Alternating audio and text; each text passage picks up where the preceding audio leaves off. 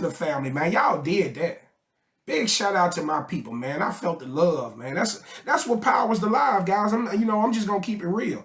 When you can feel the love, it gives you the energy to do stuff like write up a 5-6 page report to come here to teach. You know what I'm saying? I do this at night, guys. It takes me about 4 or 5 hours, man, after class. It'd be like 3, 4 in the morning before I get finished writing up my reports for the next class. So I really do appreciate the love that y'all show me. Because like I say, I feel like that effort that y'all give me, I try to give y'all equal effort in my performance. A lot of people ain't realized yet what the hell this is, man. Okay? This is entertainment, brother. This is another form of television. All right? Folks need to start realizing that when they be tapped in with these lives, you could be watching TV, but you're not watching TV. You watching this, right? Which means this is trumping whatever they putting on TV. And we don't got nobody to pay us millions of dollars to perform on television. But, like I say, at the end of the day, we try to give value so in return we can receive value. And I feel that love, man. So I appreciate y'all. I appreciate y'all being bosses and not peons. You dig what I'm saying? I'm just saying, let me tell y'all something. It ain't nothing like going out to a restaurant, taking your people out to a restaurant, and when the check come, you paying for that shit. You feel me? It ain't nothing like that feeling knowing that I got my people. I take care of my people. I ain't looking at the check trying to see who owe half. Oh, gee, them sinks been coming in heavy. Last night, G, you remember last night I said 222, right? And then you seen the 111s, right? Right after that, I got out of class, I saw 1212 hit me, right? 1212 hit me I was watching a basketball game. And I looked up and it was 12 minutes, 12 seconds on the clock. And I'm talking about the sinks kept finding me. 111, 222, 333, 444. So all that's let me know is that it's some incredible energy building up for some kind of incredible opportunity is on the way. All right. So, and I'm hoping that for everybody, I hope everybody got some kind of incredible opportunity on the way, some kind of joy, some kind of love. All right. So yeah, man, we synced in. I'm telling you, I swear to God on my life, I've been seeing it all day. All day. So that's a synchronicity, guys. That's called a synchronicity for short. We call them syncs. It's when you see these angel numbers, and when you see these angel numbers in very unique times, when you just like look up or you just look at the clock and it's only 11:11, or you watching TV and for some reason you see 222 or 333. These are called synchronicities. So if you getting syncs, then you just know that you're being communicated with. Because like I told y'all, man, this system of God is a lot more complicated than society has taught y'all. I try to explain to people, man, that in God's system, the archons and God communicates through numbers, through numerology, okay? That's how you know you're being contacted. All right. So it's a lot to that. It's a lot to understanding that. But this is why we teach, man. So y'all can understand this stuff. This is not about teaching stuff that's already been taught. Okay. Give me a 1 in the chat if y'all understand that. My class is not about validating what the mainstream has already said was true. So if you believe the shit that they gave you, then you shouldn't even be in here. You dig what I'm saying? If you believe what mainstream has taught you, this is not the space for you because you already have your beliefs. We are people who don't believe that bullshit. We think these people are liars. We think these people have agendas. We don't trust these people fully. Okay? So in order to get to the truth, there's a lot of intricacies and obstacles you got to get over in order to find that truth, okay? Finding the truth ain't simple, man. This is the thing that I hate about people who try to diss on my class. They all think that finding the truth is simple. They all think that it's some book you can buy on Amazon or it's some video you can watch that's going to give you the entire truth. Man, if it was that simple, it wouldn't be worth even trying to look for. It ain't that simple, man. It's a hard journey to get the truth. And let me be real with y'all. We all enjoy the class game. And I consider myself an intelligent person, and that's just not because I feel that way, because others have validated me in that way. But let me say this much. Even with all the good information y'all get from me, and when you look in the scheme of things in the system of God, we only getting a portion of knowledge. This is only a portion of what's out there. It's so much more. It is so much more knowledge out there, but we're going to start with this portion because we got to at least be able to digest this portion before we can move on to any bigger portions, okay? And like I always told y'all, I am not just a professor. I'm also a student. I'm a forever student in the system of God. We are always students in God's system. We never stop learning. So as just like I am a disseminator of information, I'm also an observer and a person who embraces information. So I'm a student right along with y'all. I'm learning right along with y'all. Okay. So like I say, man, big shout out to everybody tapping in today. I hope everybody. All right, let's get to it. So today we talking system of God, man. And if you want to know what I mean by system of God, it's simply this. You have been given a perception of God through religion. Okay? None of us know what God is, gang. This is the truth, okay? None of us have never met God. No one can document it. No one has no proof. No one has nothing to offer that can say that they definitively met God. And the problem with that, let me tell y'all what the problem with that. When you hear somebody say that they met God, you already know they're lying because what they're doing is they're equating God to being some human that you can talk to. Do y'all understand that? They are equating God to be some human that you can talk to. You got to remember, everybody, all of these people that's in the Western world, their version of our creation their perception of our creation comes through religion. And who controlled the religion for the last 1,000 years? Who controlled the religion for the last 1,000 years, the Christian religion, so to speak? Who controlled the Christian religion for the last 1,000 years? There you go, white folks, right?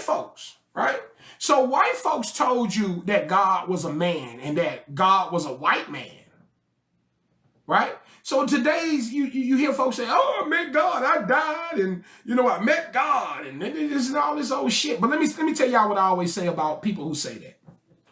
Bro, if you met God and you ain't come back with no amazing information, no amazing ability, I can't imagine meeting the creator of all and not trying to get some understanding on what the hell we doing here, or can I get some help on fixing what's going on? Because see, if I come to God, I'm going to be like, hey, God, hey, look, I know this your creation down here, but there's some shit going on down here that I don't quite understand. So maybe you can help me understand it, or maybe you can give me something I can take back and show people, because the way I see it is this. Everybody tries to say that we supposed to be good, and this is what God wants. God wants us to be good, and God wants us to treat each other, do all this. But wouldn't you think that if there is just one God, and this is a God that's a man, wouldn't you think that God would want to right the ship? Wouldn't that God want to come to his creation, his created earth, and right the ship? Wouldn't that God want to keep people from worshiping other entities that's not him? Right? It would behoove me to think that God would want to fix his creation or put it on the right path, because we definitely ain't on the right path.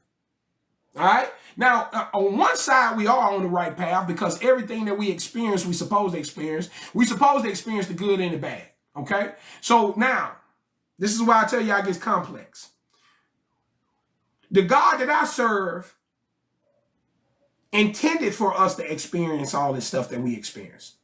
The good, the bad, everything that we experience. The God that I serve intended for us to have these experiences. Because it's these experiences that teaches us, that grows us, that evolves us, okay? So, when you go through a hard time in life, let me make sure y'all understand what I'm trying to say.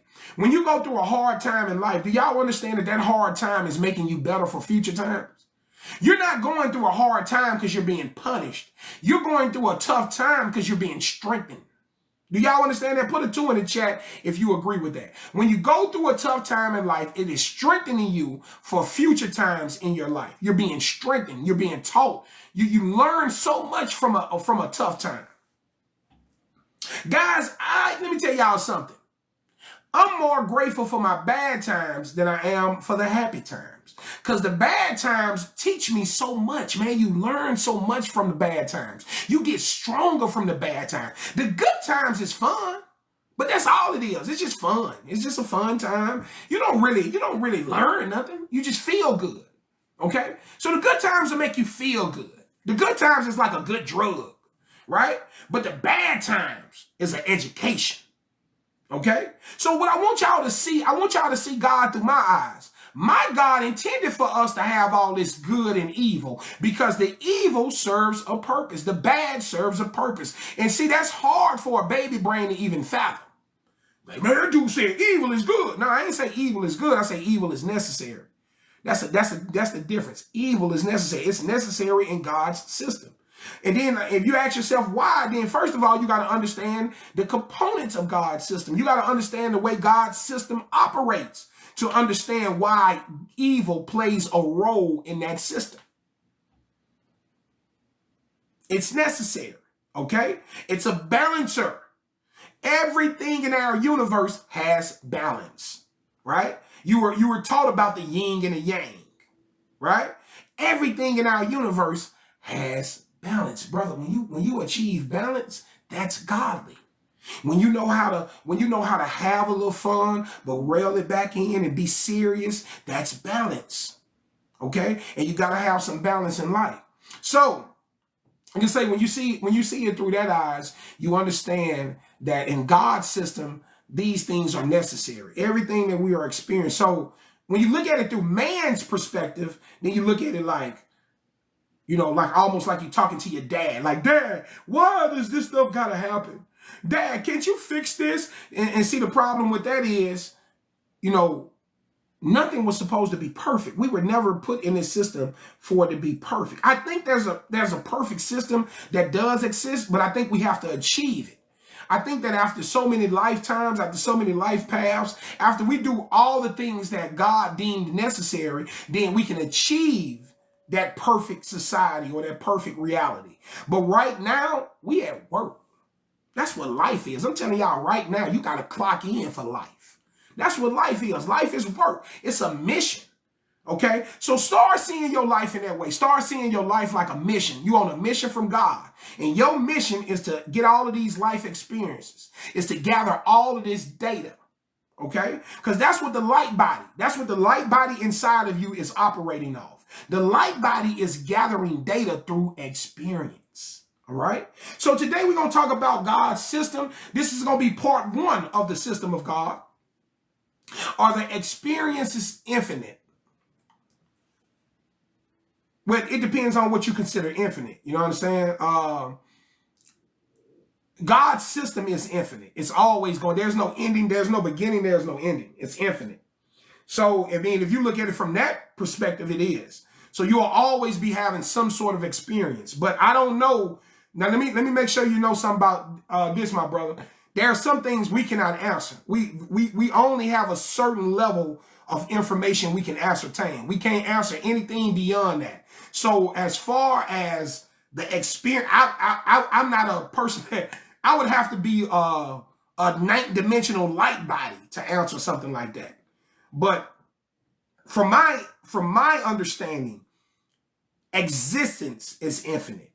It does not end. It continues. It's a transitional thing. It does not end. There's no beginning and no end. There's like how people talk about the end of the world. Existence does not end. All right. So yeah, we're gonna get into this thing. We're gonna talk about the system of God. We're gonna talk about the difference in what the perception that the Bible gave you about God as opposed to the one that I developed, okay? So this system of God that I'm bringing to y'all is something that I developed. It's a theory I developed based off of all my years of research. For those who don't know, a theory is a collection of facts, but also presumptions based on the facts, okay? So what we do is we gather these facts and we make assumptions based on the facts. Okay. So based on all the facts that I've compiled over the years, I created what I think God may be. Not saying that this is what God is, because that would be impossible. You know what I mean? For me to absolutely say what God is. Okay? But maybe one day, this information will be validated. Maybe one day God will make a way for us to know if this information was completely true. But right now, I'm going to give you the information based on facts. Based on the facts, okay? Energy is intelligent. Energy is intelligent. More intelligent than you can understand. Sound is energy. Sound existed before humanity. Humanity is a product of sound. Okay? Even in the Bible, they try to allude to this, right? They say in the beginning, you know, God said, let there be light. This is God speaking, right? He had to give a command. He had to talk, had to make a sound, right? So this is what that is alluding to. The fact that sound can create life, okay? How many of you are familiar with cymatics? Y'all ever heard of cymatics? Give me a 1 in the chat if you've ever heard of cymatics. Give me a 3 in the chat if you're not sure what cymatics are. How many of y'all are familiar with cymatics? All right, cymatics. So we got a few people that don't know. Hold on, give me just a second. I'm waiting on the graphic to pop up. I don't know why it's taking so long. Okay, here we go. Okay.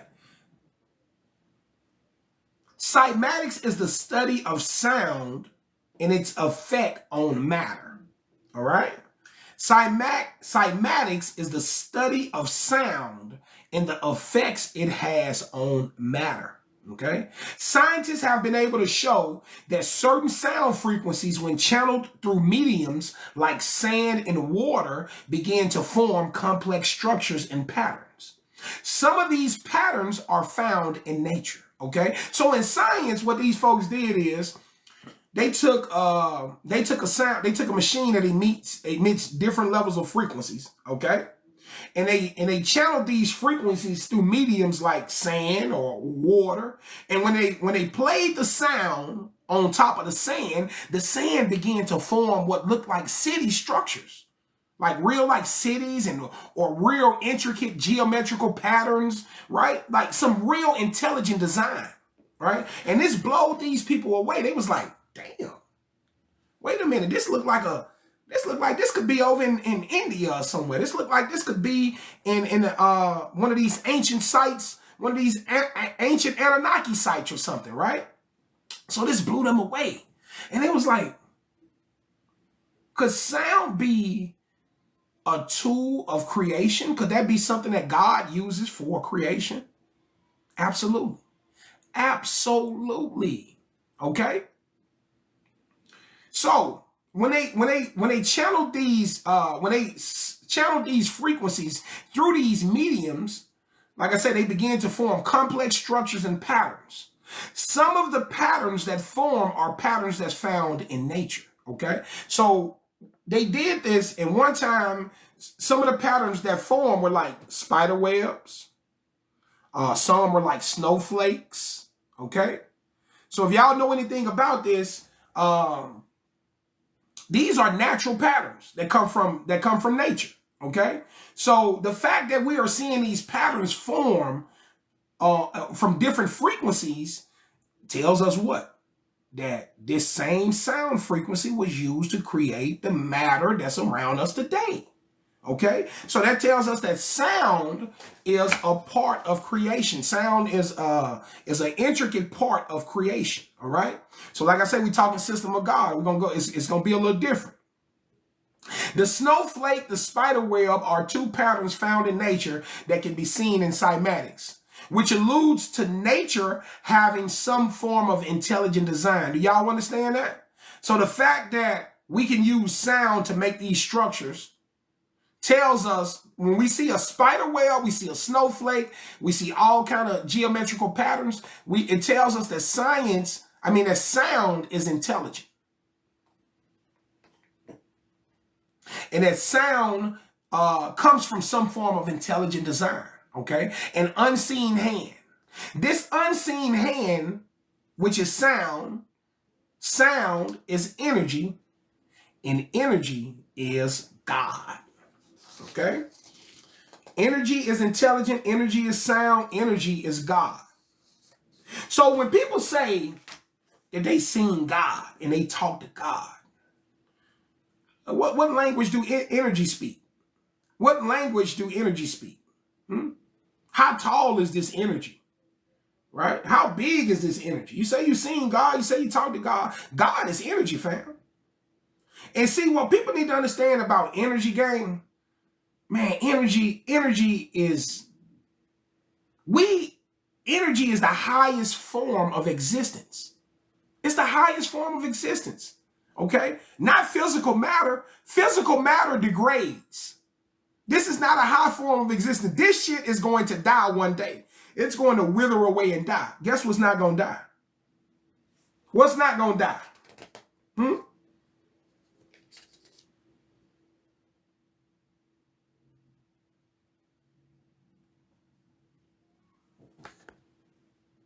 The energy, baby. Okay? Ain't that what science taught you? Energy never dies. That energy never dies. This will be the underlying theme of this session. So let's take a deeper look into what I mean about God being energy. We are told that God is the Alpha and the Omega, which means that God is the beginning and the end, right? We are also told that God is eternal, which means God never dies. You know what else we are told that is eternal? Yeah, you guessed it. Energy. Okay? So we got to pay attention to these parallels. Science teaches us that energy never dies, it just transforms.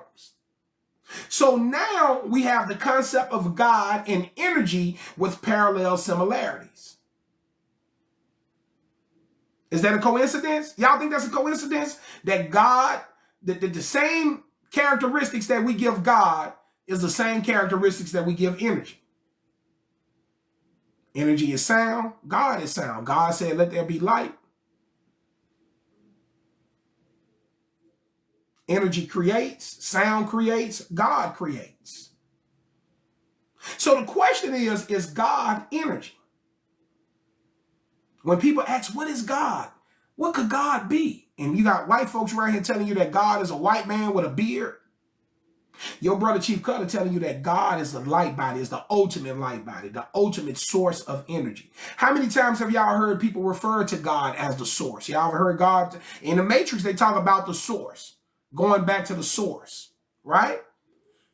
When I meditate, I connect with the source. I always say I'm connected with the source. I'm connected with the earth. The energies of the earth flow through me back to the source. I always say that, okay? So the question becomes, is God energy? This requires an even more deeper look into this concept. Man clearly still have questions about God. What is God? How old is God? How tall is God? What came first, God or the universe?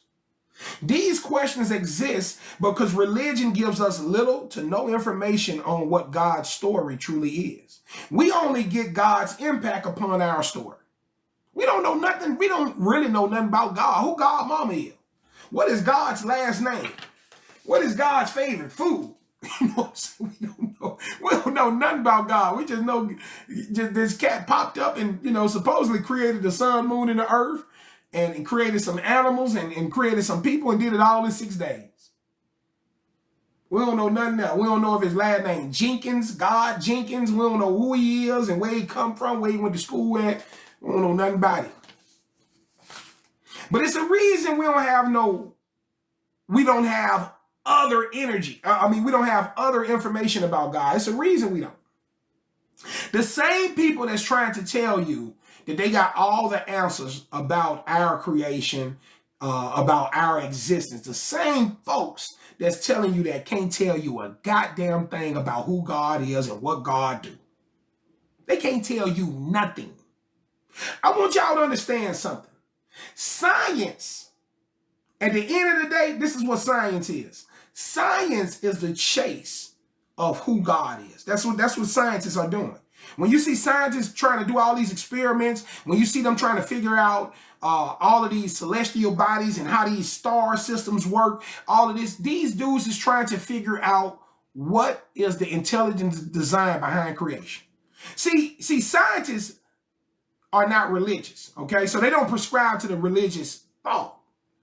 Scientists are trying to get to factual data. They just want to understand what's going on. They don't want to just accept, okay? That's why I like science, because they're trying to get to the facts. Now, in the process of trying to get to the facts, they've told themselves, we're not going to accept anybody's version of what creation is. We're not going to take it from the church. We're not going to say that, oh, we believe in God. They're not going to say they believe in God till they discover God through science. Okay? So when they feel like they've discovered God through science, then they will confirm the existence of God. Okay? But this is what science is doing. It's chasing. It's trying to understand the nature of God, what is God, and so forth. But wouldn't you like to know the backstory? Wouldn't you like to know more about God?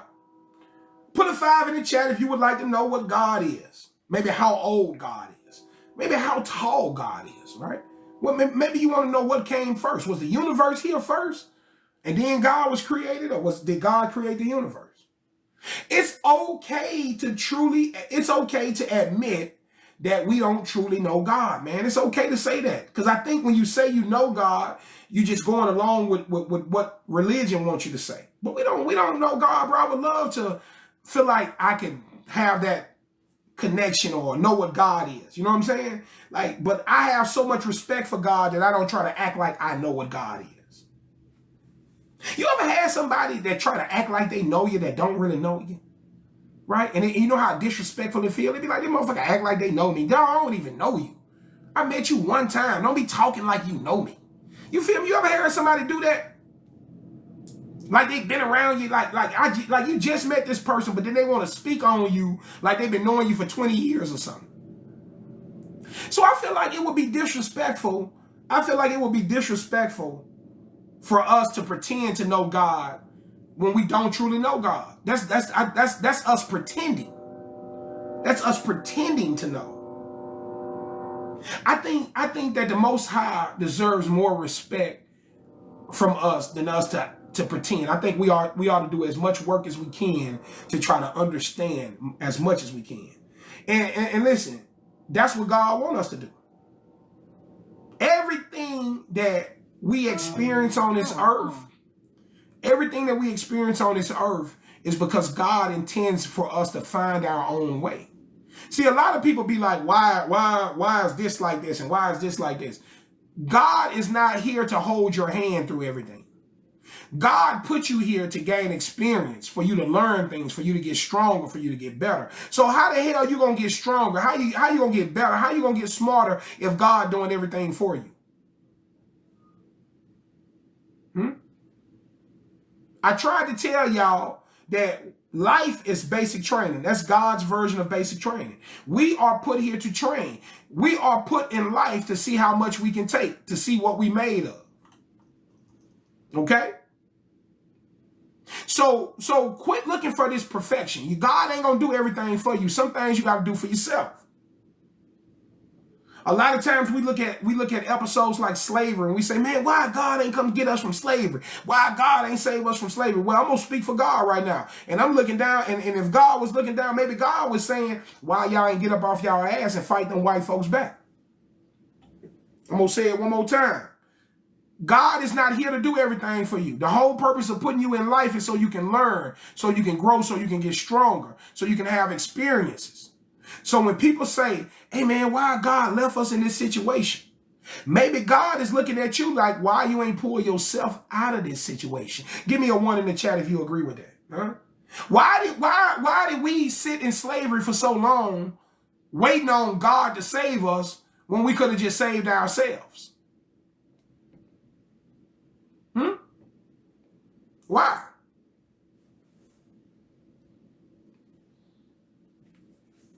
We always quit the blame. We always quit to blame the Most High for all our struggles. I can't believe you ain't saved me. I can't believe you did it. No, brother, I can't believe you ain't get up off your ass and do something about it. I can't believe you ain't wake up in the middle of the night and go chop Mouse's head off. I would believe you ain't wake up in the middle of the night and go chop Mouse's head off. That's what you should have did. That's what we should have been doing. Should have been chopping head off, right? Exactly, Jet. So watch this. So watch this, Jet. That shows you the power. That shows you how much power some information can have. Because these slave owners were able to convince these slaves. These slave owners were able to convince these slaves that they would not go to heaven if they did something to their slave master, to the masters. Okay, that they wouldn't be able to make it to heaven. All right, and see, this is the danger of religion.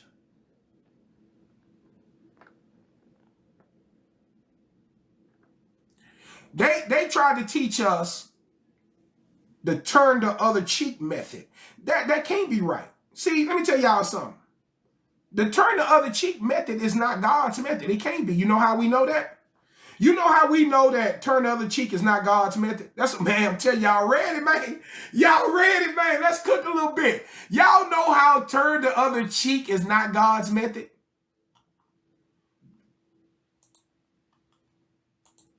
Because we read in many scriptures. Go look at number 17.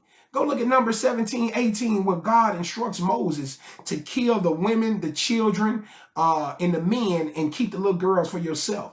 He didn't tell Moses to turn the other cheek. Huh? Go look at Numbers. Do I need to pull it up and read it? Let me pull it up and read it right quick before we get back to what I was saying. Hold on. Let me find it right quick.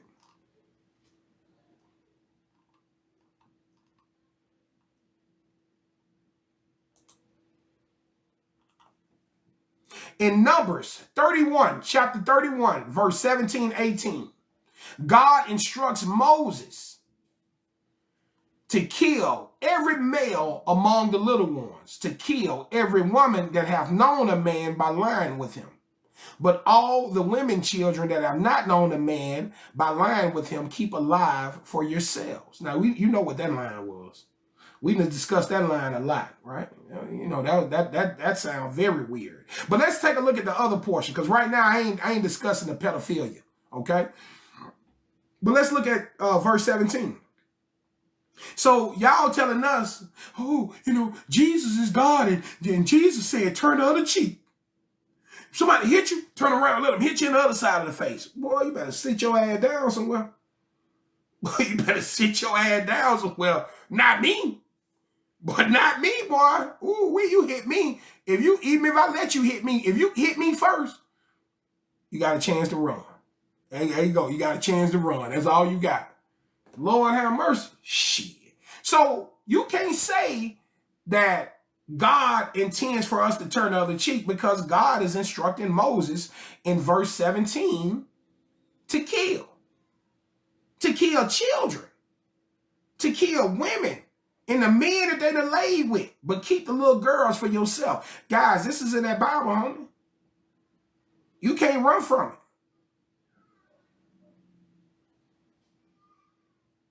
See what I'm saying? So they keep telling you, they want to keep telling you what God is saying. God ain't said none of this. I told y'all, man, that this ain't God in the Bible, bro. Y'all, this is what you're going to learn this time around in my course. You're going to learn that is not the creator of all in that Bible. Talking about turn the other cheek. Hell no, we shouldn't have been turning the other cheek. We should have been chopping some cheeks off. Okay? So now, you know, this ain't on God, gang. That's what I'm trying to tell y'all. All this shit that we go through as black people, this is on us. I remember when Kanye said that shit, everybody got mad when Kanye said slavery was a choice. I gotta admit, I got mad too, and I ain't really understand what he was trying to say, but I swear to God, today I know exactly what he was trying to say. Today I know exactly what he was trying to say. Shit, we should have fought to the death. We should have been willing to let them folks wipe us out completely. We should have fought to the death. Death should have been the choice rather than slavery. Ain't no fucking way you can get me. Let me tell y'all something, man. I'm going to say this. I'm going to get back to my system of God information. But let me say this. I don't want nothing but a quality life. You can't sell me the idea of living in slavery. Okay? You can't sell me that idea. Well, at least you alive. Well, nigga, fuck being alive if I gotta be alive and struggling. If I gotta be alive and struggling, shit, hell no, that ain't for me. Well, at least you alive. Nah. I want quality out of life. So when he said that slavery was a choice, I now understand that. Because we should have been fighting to the death.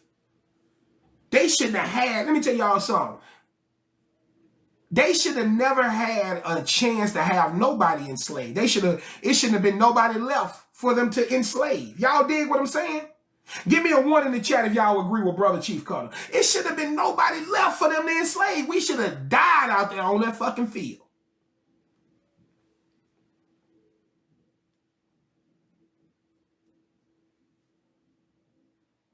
We got to quit blaming God for everything, gang. All right? I'm going to put some respect on God's name in here. Because like I say, my God is the energy. Okay? My God is the energy, not the man. Y'all worship the man that called itself God. I worship the energy that is God.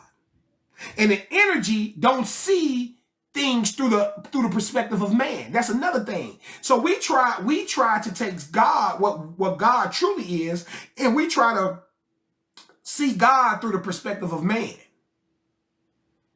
This is why when we see stuff happen, when we see stuff like these bombs grow off and these little babies get blown up, we say, oh man, why would God let a baby get harmed? Why would God let that? Think about how many times think about over the course of history, how many times horrible things have happened to small children. Millions of times. Millions of times, right? Millions of times things have happened badly to small children. Right? So, if it keep happening, it ain't 1 time or 2 times. We're talking millions of times. So that tells you, right, that the way we see it like that's something terrible. That's bad. But if you understand, right, you just got to see it through the energy of God. Life is forever. It's for eternity. Your soul is the real life. So when you see this stuff happening to these little kids, these babies, God is not computing it the way you compute it. You compute it like, oh, that's the end of their life. No, it's not. It's the beginning of another life. Okay? So when you see something happens terribly bad and you think like that, that's just your human perspective. And you know, you're going to have that. But just know that energy in that child does not die. That child goes on to another lifespan, to another life path. Just that quick. That's why God ain't tripping. You tripping because you don't know. You tripping and you flipping out because you ain't got the answer, Sway. But see, God already know what the process is. So God is like, I don't know why that dude down there tripping. That dude down there mad at me. But his dumb ass don't know that baby's still alive. That baby is still alive on another life path. That's all it is. It's just that you can't perceive it on that level. So you internalize it as, oh my God, I can't believe God let that happen to that child. Now you're seeing it wrong. You gotta start looking at it from an etheric point of view. You gotta stop seeing it through a man point of view. The soul continues to live. The spirit continues to live. Right? It may not be in that vessel. Okay? And I can get really deep into that. I can get as deep into that conversation. You know, there are some spirits that are not supposed to materialize in this physical world. And sometimes, you know, maybe in that system, spirits materialize in the physical world that they're not supposed to be in. And maybe sometimes when you see a child's death or something, that's God's way of saying, oh, that spirit wasn't supposed to be in that physical world at this point.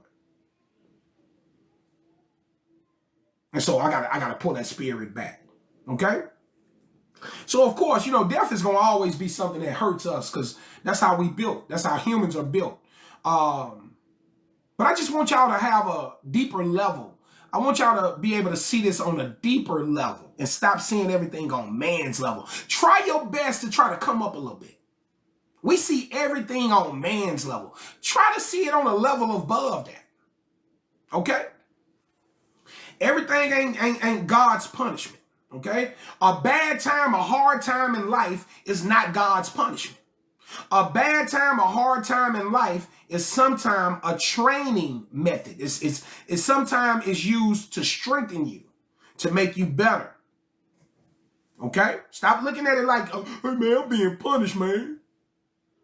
Right? And what God really trying to teach you how to do is really to be positive in them times when you face with that negativity. If you can learn to be positive in a negative space, man, you will turn that negativity around so fast. And you will surprise yourself. You'll be like, damn, I was depressed as a motherfucker yesterday. And then I listened to some Michael Jackson. I danced. I told myself I love myself. I told myself I love living. I told God I was grateful for living. Then all of a sudden things just started getting better. I just started feeling better. I started getting happy and wanting, you know what I'm saying? That's how you change your frequency. That's how you change your frequency. You have this power. You have this ability inside of you. Okay? So just know, man, it's more to our understanding of God than what religion has given us. Okay? So let's get back to this system of God information, right? So God is energy, gang. That's what I want y'all to know. First and foremost, okay? God is energy, right? Now listen, this is a 2-part session, okay? So today we're gonna do part 1. Tomorrow in part 2, we're going to talk a little bit more. We're going to get deeper into this energy that is God and what does that consist of, okay? We're going to talk about the components of the energy, all right? We're going to do that tomorrow. Today, we're just going to give a little bit more foundation of my concept of the system of God, okay? So God is energy, right? Sound is energy. I told y'all about cymatics. Cymatics is the study of sound and its effect on matter. If you don't know about cymatics, just look it up, do your little research on it. It's really an amazing, read when you get to learn about cymatics. It's an incredible thing. So sound is energy. Energy is sound. Energy is God. All right. We are told that God is the Alpha and the Omega, which means God is the beginning and the end. We are also told that God is eternal, which means God never dies. And we say, you know what else is eternal? Energy is eternal. Okay, science teaches us that energy never dies, it just transforms. So now we have the concept of God and energy with parallel similarities, which means that God is possibly energy. This requires an even more deeper look. My perspective on the true creator, the God of the universe. I'm sorry, my fault. Okay, yeah. This is my perspective. This is my perspective on the true creator, the God of the universe. But the question remains, what existed before God? We struggle with this as we struggle with the scenario of chicken and egg. Which came first, right? We always hear that conversation about which came first, the chicken or the egg. Right? Y'all, give me a 2 in the chat if y'all ever heard that debate. I know y'all heard that debate before. Which came first, the chicken or the egg? And I ain't gonna ask nobody what do they think came first because it ain't about what you guess or what. I'm just gonna tell you what the data says, all right? The chicken and the egg scenario can be the same concept of which came first, the universe or God. It's the same kind of concept. It's not as simple as it seems. We've been taught by religion that all the animals were created in this one event, which was the 6 days of creation. But like we discussed in the previous classes, 6 days of creation is not likely based on the scientific evidence. Remember we was talking about that over the past week. We talked about how the sun and the sun and the earth is younger than the water. The water is older than the sun and the earth. So the 6 days of creation do not work based on the facts of that science, right? Y'all remember that? Give me a 3 in the chat if y'all remember that. I just want to see who was present for that class. We talked about the 6 days of creation and how the evidence does not show that this earth came together, or that the earth, sun, and the water came together in 6 days. It does not show that. It should show it. If that was God's truth, it absolutely should show it.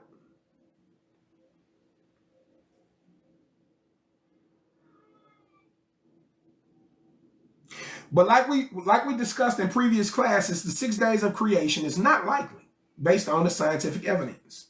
And remember what I told y'all about science, man. Science is the knowledge of God, gang. Everything that we got in this society, everything that we got in this system comes from science. Everything that is good that we love to use, the technology, the medicines, all of this shit is science. So you can't use science for all the things that you like to use it for. And then when it's time for it to validate something, then you run away from it. You can't run away from it because it doesn't validate or it doesn't give you the answers that you want. You got to respect science the same way you respect it when you're taking medicine, okay?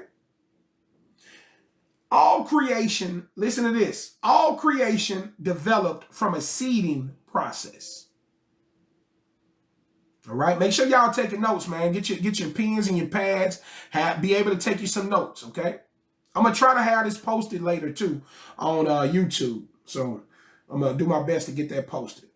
All creation developed from a seeding process. This seeding process is seen in evolution, right? We all know what evolution is. We're about to talk evolutionary science, all right? But we're going to talk it on a different level. Evolution is a word that scares religious people. Evolution is a word that scares religious people.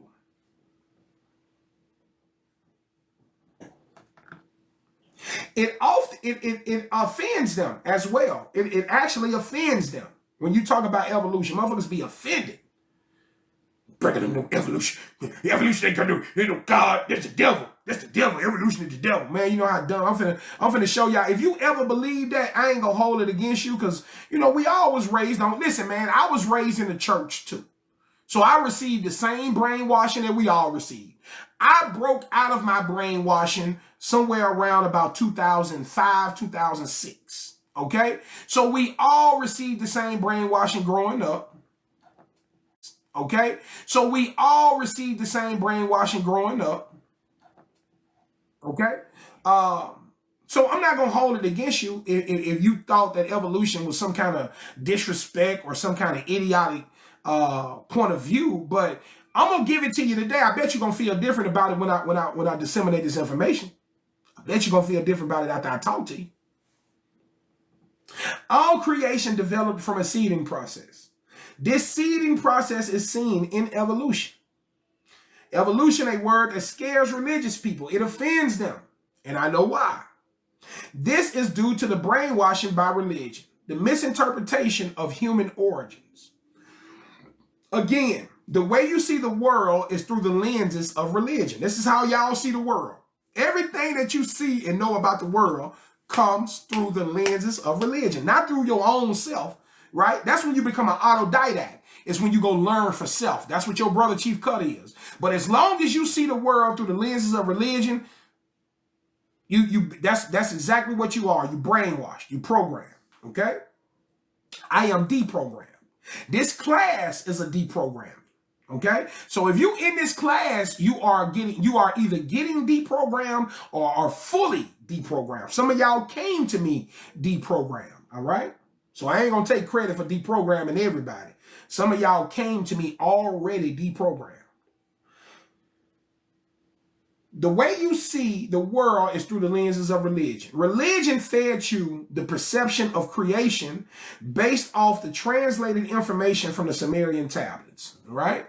So let's pull up the tablets right quick, because people need to know that a lot of this course is based around the tablets.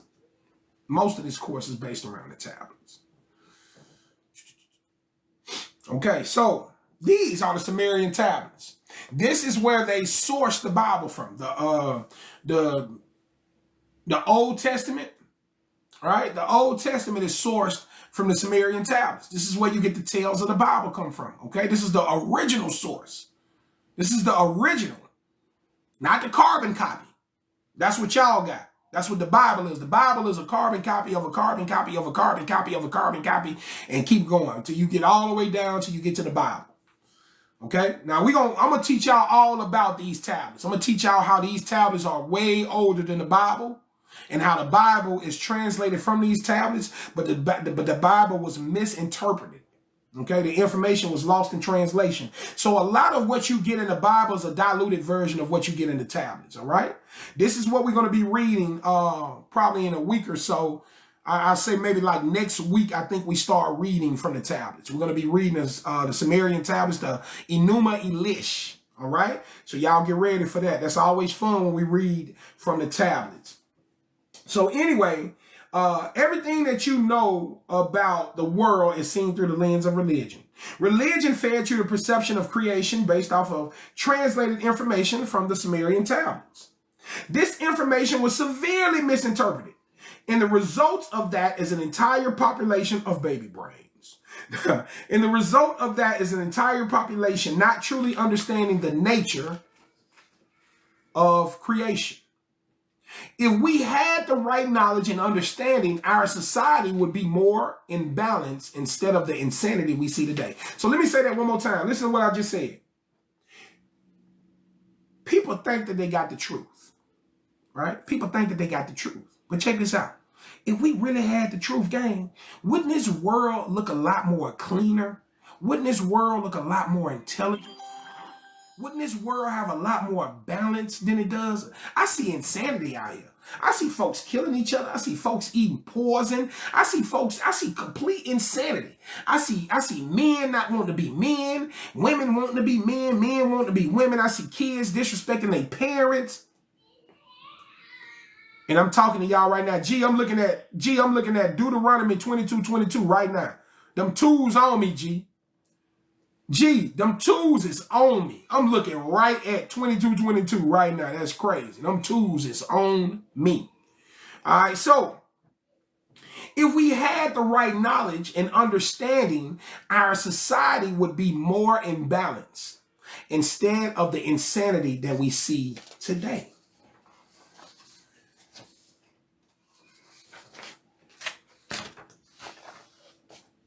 So we can't have the right knowledge. We can't possibly have the right knowledge, right? So think about what I'm saying, guys. Because folks get mad at me for telling them that the Bible is inaccurate. But I say the proof is in the pudding. Right? If the knowledge of the Bible was the truth, not only would everybody be a part of the same religion, right? But also the world will be more in balance. It'll be more of a godly nature.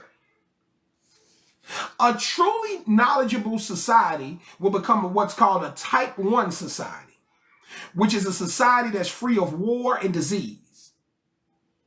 The reason for this type 1 civilizations, the reason for this is type 1 civilizations are highly intellectual and spiritually evolved.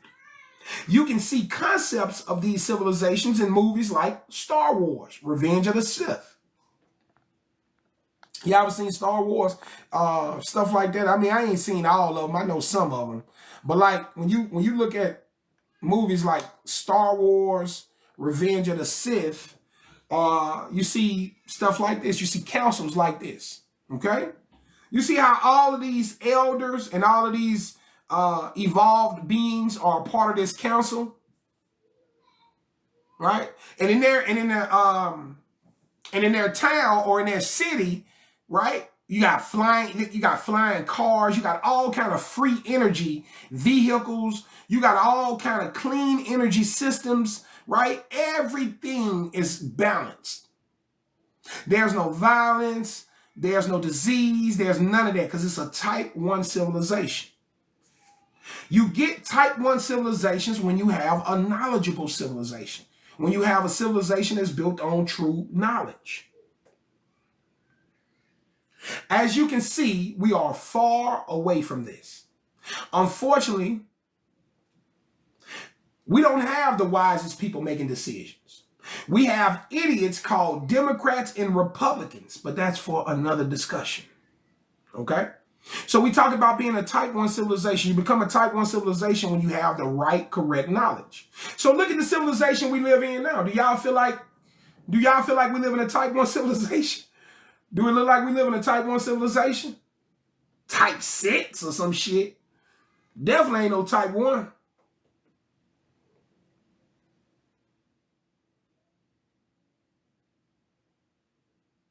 See, these type 1 civilizations, they live in balance. They live in balance with nature's energy. The decisions are made by the most wisest individuals of the region. Okay? So when you live in a type 1 civilization, they do shit like they convene a council and they'll get the most wisest, most evolved type of people to make the decisions for the region. But we far away from that. Unfortunately, we don't have the wisest people making decisions. We got idiots called Democrats and Republicans. But like I say, that's for another discussion. Us not being type 1 is a direct correlation to the misinformation we have been given about who we are and how we came to be and our true capabilities. Okay? Us not being a type 1 is a direct correlation to the misinformation we have been given about who we are, how we came to be, and our true capabilities. Y'all don't even know, bro. Let me tell y'all something. One day y'all gonna thank me for real. Let me tell you why. When I talk about trying to introduce y'all to the true God, I'm trying to introduce you to the God that gave you superpowers. See, God gave you superpowers and you got superpowers right now. But the devil, so let's just use the devil. Let's just use the term the devil. The devil is working hard to keep your superpowers dormant and keeping you from tapping into your superpowers. How is he doing this? Well, he controls your society, so he also controls the flow of your water and your food. Who you think putting all this poison in your food? Why are they putting metals in your food? Why are they putting heavy metals in your food? See, y'all don't understand. Y'all not understanding the physical effects that this stuff is having on your spirit. It's weakening these folks. Let me show y'all something. The light body used to be inside chilling. No problem, right? So when you eat bad foods and shit like that, of course, the light body needs the physical vessel to be strong. Okay? Because the light body instructs the physical vessel to complete task. Okay? So when you eating all of this bullshit ass food, your light body be inside like, man, I can't stand you. Damn, nigga, you dumb. Stop eating that shit. Okay? But what they figured out, let me show y'all something. Let me show y'all about the white man, how you know the white man get all his training from Satan. These motherfuckers figured out how. They say, fuck just poisoning your physical body. We're going to poison your spirit.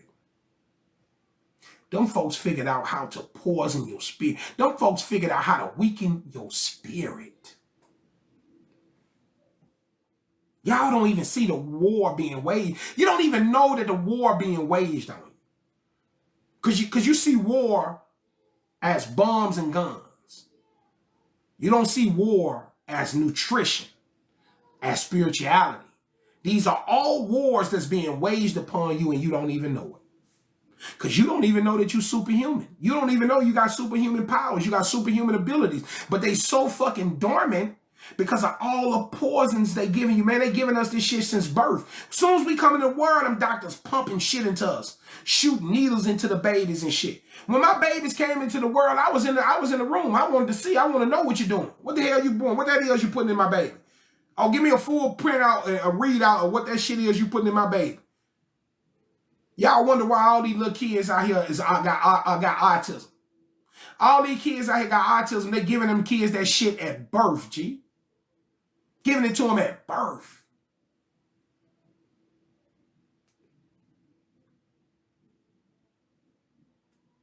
Exactly, Omni, same way. And that too, that's a part of their system too. To pass it on to pass it on genetically. Right? To pass it on genetically. Yeah, Cat, man, come on, Cat. And I know some of y'all nurses and stuff, right? Right? Cutting the umbilical cord. Yeah, all of that, man. I mean, I could get deep into this, gang. We supposed to be drinking our mama's milk for a lot longer than when we stop. That's the only milk we supposed to be drinking is the milk from your mom. Yeah, man, come on, man. They gave them kids autism, man. It's a whole generation of kids that got autism, dog. We ain't grow up with no kids having no goddamn autism when we were growing up. You rarely seen some shit like that. Now today, it look like 2 out of every 3 kids got autism. They doing that shit to them kids. So what I'm trying to tell y'all is, man, your enemy, bro, your enemy is fighting you on a whole nother level. You can't even perceive the level he fighting you on because you so dumbed down into the bullshit that society has given you, that religion has given you, that school is giving you. You can't even see your enemy. And your enemy, he working so hard. See, early on, he figured out a way to poison your vessel. How to give you heart disease and high blood pressure and all this shit. But now, them niggas on another level. They say, we gonna poison your spirit. Because that's where the real power at. And let me tell y'all what else. How many times have I told y'all that our truest power is our spiritual ability? That if we can come together, when I talked about building the UMF, I say the purpose for building the UMF is so we can come together and heal. So we can get stronger spiritually. So we can raise our vibration. We can create a Merkabah from our spiritual power and blink these goddamn demons out of here. Blink these pale-skinned demons out of here. Give me a 2 in the chat if you done heard me say that before. Didn't I tell y'all we had these abilities? We can create these Merkabahs from our mind, these spiritual bombs in our mind, and we can wipe these fucking people out. And I told y'all that's the only way out for us, because ain't no goddamn gun go save us, because they make all the goddamn guns, they make all the bullets, they got all the technology. That ain't gonna be the way we beat them. We don't need no goddamn guns to beat them. We got something inside of us, but we got to get it out. We got to train it. We got to heal it. We got to learn how to use it, man. That's why I want to build a UMF, man. That's why I want to build a UMF. I wish it was a bank out there that would give me this goddamn money so I can go and just go build it, but ain't nobody trying to help us save us. Ain't nobody trying to help us save us. We got to save ourselves. So I keep telling y'all, man, we got to get ready for the spiritual battle. We got to train spiritually if we ever going to overcome these demons. But them folks figured out how to poison your spirit, man. Because they know, man, they know what your true capabilities are. They know that y'all got these abilities to just rise above everything, to be all powerful. This class is designed to show what they don't want you to know. All right? This class is designed to show what they don't want you to know. So no, the biblical perspective of creation is not accurate. This world was not developed in 6 days, nor were the physical inhabitants being us and animals. That shit ain't happening in no 6 days. God's process is a lot more meticulous than that. We're not saying that it couldn't. I'm sure, God probably could do anything God wanted to do. But I'm just telling you that's not God's process. God's process is meticulous. It's intelligent. It's not fast. It's not rushed. If the 6th day, let me tell y'all something. Let me just clear this up right quick. If the 6th day concept was true, if this was true, animals, insects, and humans would have the same age. You ain't never think about that, huh? You ain't never think about that, huh? If the world, if everything was created within them 6 days, everything will have the same age. So you gonna tell me humans is the same age as sharks in the ocean? You gonna tell me that humans been around just as long as sharks? Or just as long as cockroaches? If that's the case, we might as well throw science out. Right? If we're gonna act like science is not valid, then throw that shit out. And we'll never know nothing. We'll never have no understanding. We will never know nothing. We'll just be a little dumbass society believing whatever the church says. That's what little dumb societies do. Whatever the church says, we believe it. So yeah, if the 6-day concept was true, all animals, humans, insects, it would all have the same age.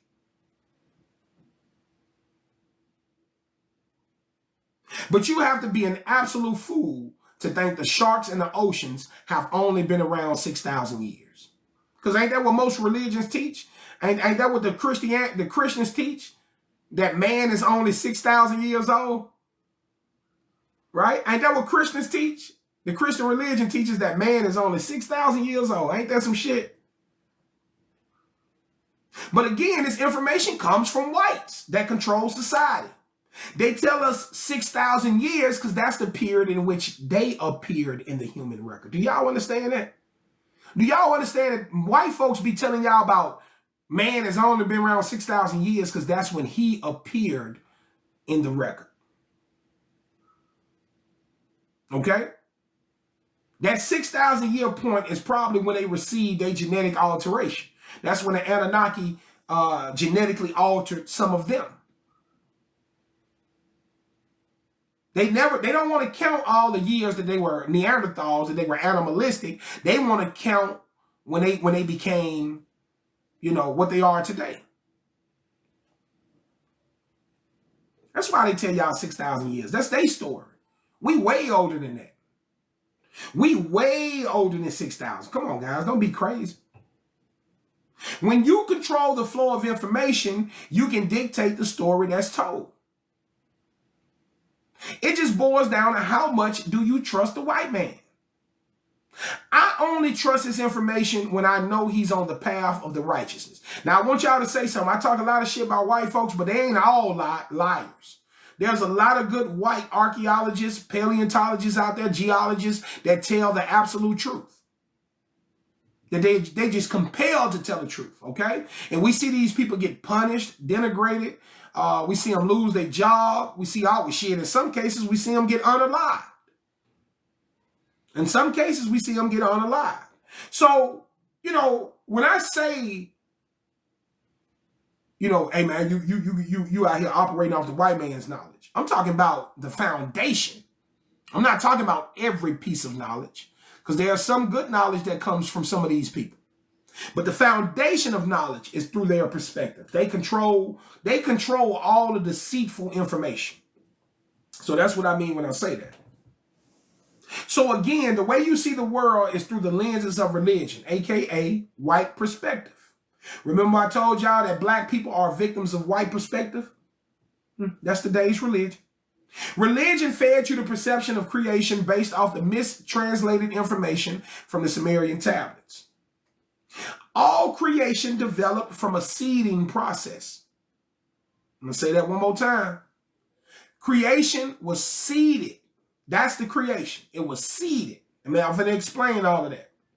The seeding process is seen in the process of evolution. Okay? So this is when you're seeing evolution, guys, you are seeing God's mastery at work. That is God's cooking right there, okay? So what is evolution?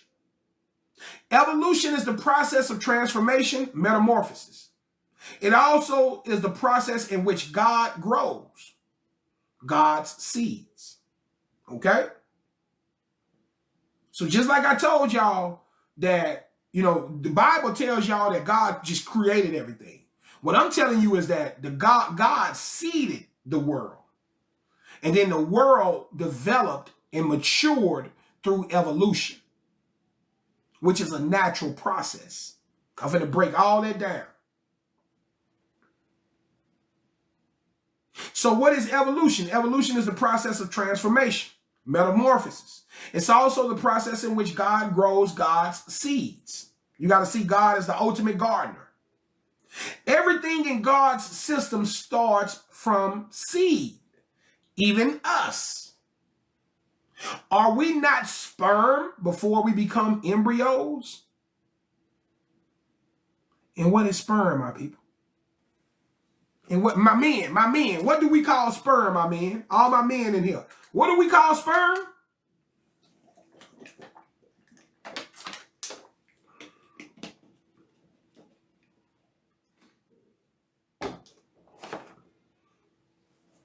Like I say, everything in God's system starts from seed. Do you think trees just existed as tall plants? Or were they planted by the Creator and became the trees we see today? Think about what I'm asking y'all, right? We look around, we see trees every fucking where. Do you think that God just waved his hand and say, hey, I'm about to create an earth. Whoop, up pop the trees. Whoop, up pop the people. Whoop, up pop the animals. See, that's the way they want y'all to believe all this shit happened. Up pop the trees, up pop the animals, up pop the people.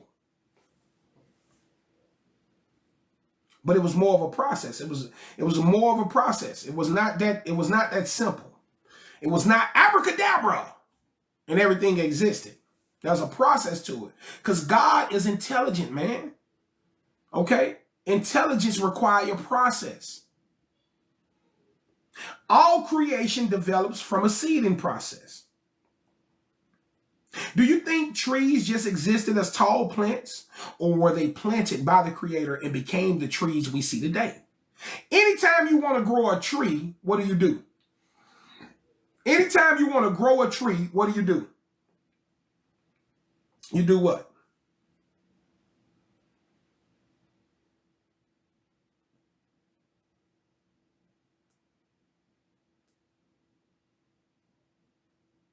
Here we go again. Another parallel. I'm just trying. See, y'all know the way I teach is I'm trying to show parallels to this truth. Okay. So let's go back through this. Let's take it slow.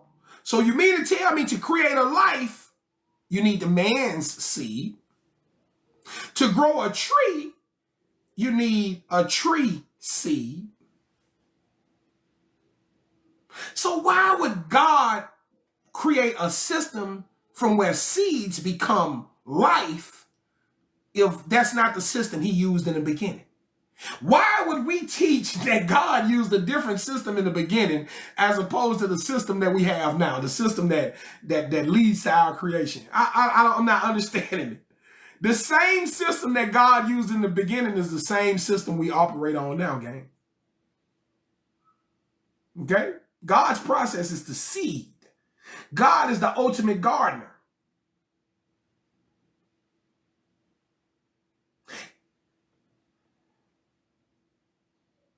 Now, to understand this process of evolution is to really embrace how truly intelligent our Creator is. Okay? So listen, if we're going to embrace evolution, basically you got to put some respect on God's name because it's a very intricate process. And when you see this shit unfold, man, let me tell y'all something. This knowledge, man, it makes you have a different level of respect for God, man. Way more than that shit they give you in the Bible, dog. That shit don't even add up. You get to looking at God crazy, you be like, oh, this shit don't make no sense. But when you learn from this perspective, from a knowledgeable perspective, man, it puts so much respect on God, dog. Because you understand the complexities, the complex intricacies of this process of life. It's very complex. So I'm gonna try my best to simplify it so we can all kind of embrace it, all right? Now, to understand this process of evolution is to really embrace how truly intelligent our Creator is. When we talk about putting some respect on God's name, understanding evolution will do just that. To understand evolution, you have to start with the first physical creation upon the earth. Do y'all know what the first physical creation upon the earth was? It was proto-cell organisms. Proto-cell organisms, Okay? These small little organs. Let me see if I got the picture up. We definitely finna use this. Okay, all right, that one's small. Let me blow it up a little bit. Let's see if we can blow it up. Okay, so this is a chart of evolution from cell to man. Okay, let me show y'all one more time. This is a chart of evolution from cell to man. Okay? Started out as a protocell, evolved over billions of years of evolution into what we are today. Now, I'm finna make all that make sense for y'all. Just sit tight, sit patient. All right? Shout out to everybody tapping it up. Shout out to everybody tapping it up and showing the love. Okay? Go ahead. If you need the screenshot, let me see if I can get the... I don't think you're going to get a good screenshot of it because... Okay, there you go.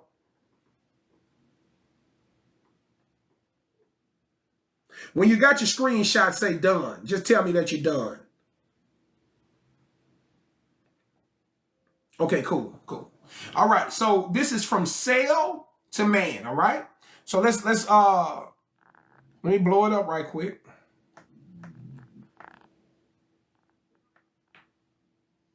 Okay, so this is the beginning up here. It starts with cellular life. You got to start with the lifespan of the cellular life, okay? Because the cells went through this evolution before it became the multi-cell organisms, okay? So we're gonna start with the unicells first, okay?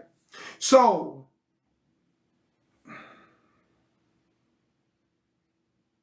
the first physical creation upon the earth was protocell organisms.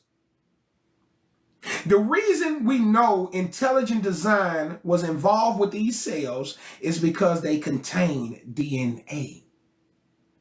That shit is wild. Yeah, I mean, we didn't know. We had no clue that these little cells had DNA. DNA is what we got, right? It's what the animals got. We didn't know that the cells had their own DNA.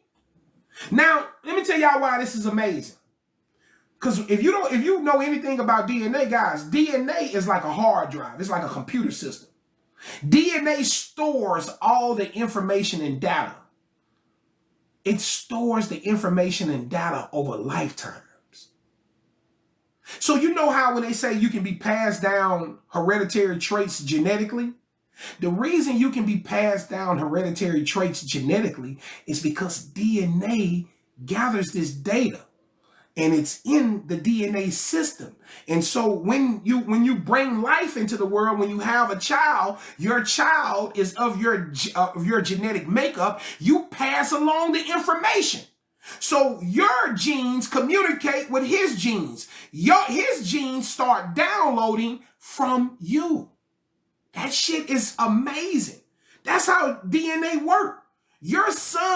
When your son is born, when your son is forming, your daughter is forming, their DNA is downloading the information from your DNA. My dog, I'm talking about just like on a computer, when you downloading files, like if you got some music on your computer and you put a hard drive in and you download them files to your hard drive, same goddamn way. So you talking about DNA being in a cell, G? It's in the cell. That's crazy. That's a sign of highly intelligent design. Now I'm going to tell y'all why that's a sign of intelligent design.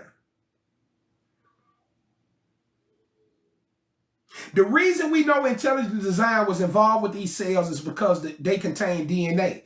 DNA is basically a hard drive for storing information. The DNA system allows the organisms to receive and store information that will facilitate its transformation.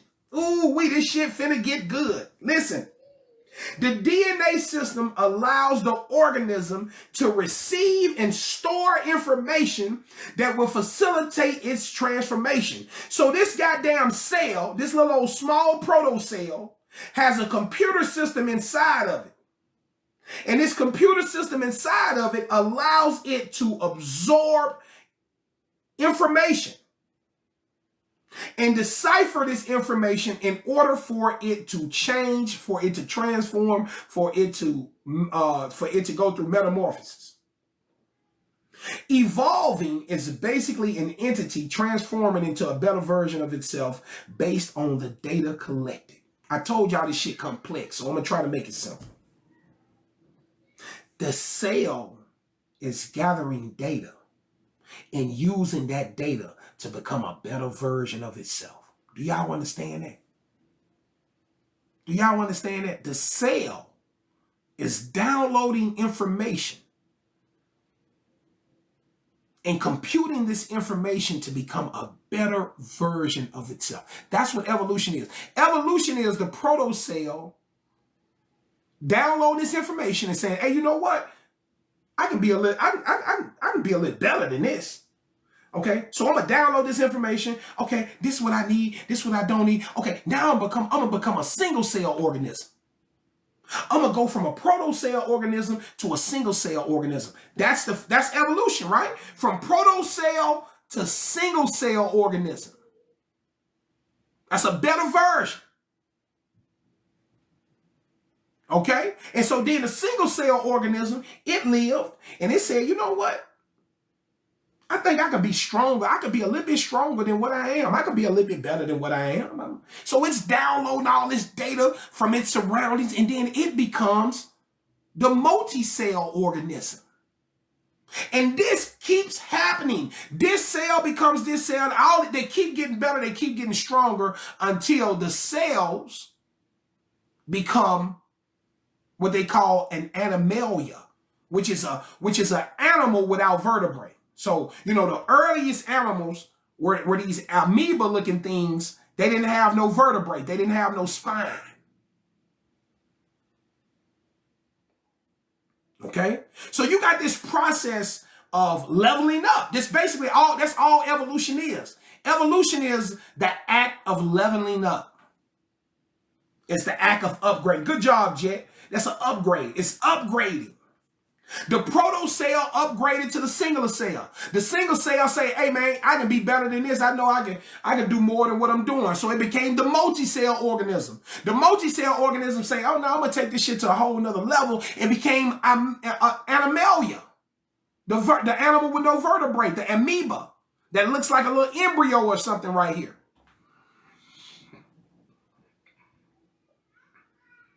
That transformation, that metamorphosis, man, that is evolution, bro.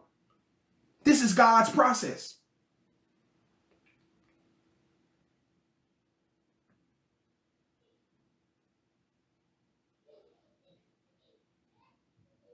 Like a computer upgrading itself because new software is available. Y'all computer ever message you and say that new software is available? Would you like to download and upgrade? That's exactly what the DNA system inside the single cell organisms did. That's exactly what your DNA is doing right now. Your DNA is getting new information. Your DNA will be like, oh, it's hot. It's getting too hot in Texas. So as a result of getting too hot in Texas, maybe the genes will transform your future seeds to have maybe more protection against the sun, right? Or less fat. It will make whatever changes it needs to make to suit the conditions of which it lives in. Think about that, man. It will make the changes necessary to suit the conditions that it lives in. This is intelligent design, gang. This is not no randomness. This is not no random shit. So this is why a single cell organism transforms or evolves into a multi-cell organism. It's an opportunity to collect more data through experience. It's an opportunity to collect more data through experience. That is what these cells were doing. These cells were collecting data, and the more data that they collected, the more complex they became. Do y'all understand that? It started out as a proto cell, right? And the more that motherfucker learned, the more it learned, it became to be a little bit more different, right? Every time it learned something new, it changed, right? Oh, I'm learning. Now I'm really learning, okay? See, he was a baby brain right here. Then he started to be activated right here. Then he started to become a master researcher right here. Then he became a master teacher right here. Then he started training master teachers. You feel what I'm saying? As these cells gain data, they get stronger, they get better at everything. Okay? A lot like we do in real life.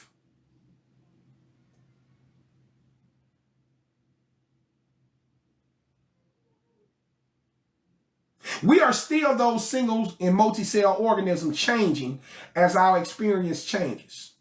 We are still those. Let me tell y'all something. Y'all might not believe it, but we still this right here. We still this.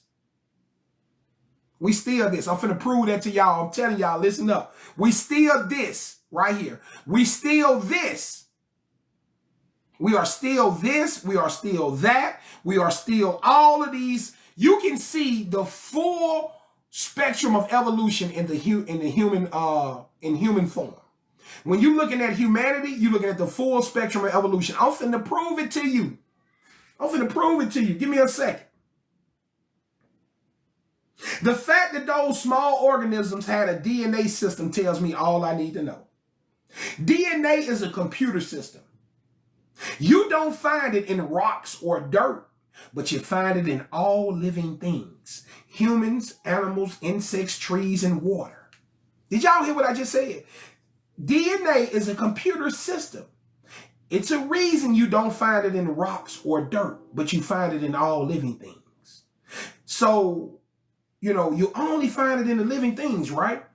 Which disproves science's theory that we came from randomness as opposed to intelligent design. If this was the case, the DNA system would not be present in living things, or it would be present in everything. Let me explain it one more time. Something specifically put DNA into the living things.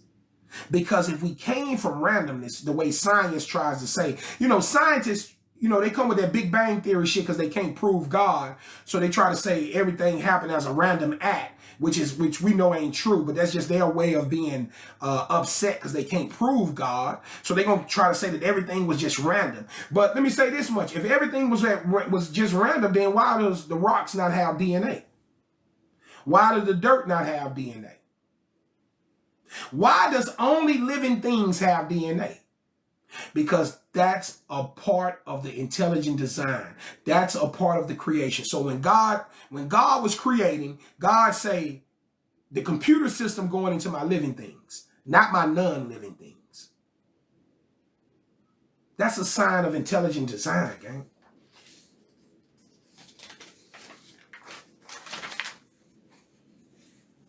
This was a meticulous design made by an intelligent mind to incorporate this DNA system. That intelligent mind is our true creator. So do y'all understand that DNA is a computer system stored within us for the purposes of collecting data, for the purposes of purposes of transformation? So let me show y'all purposes of collecting data for the purposes of purposes of transformation. So let me show y'all something right quick. How many of y'all have heard these geneticists talk about junk DNA? Give me a 3 in the chat if you've ever heard these geneticists talk about junk DNA.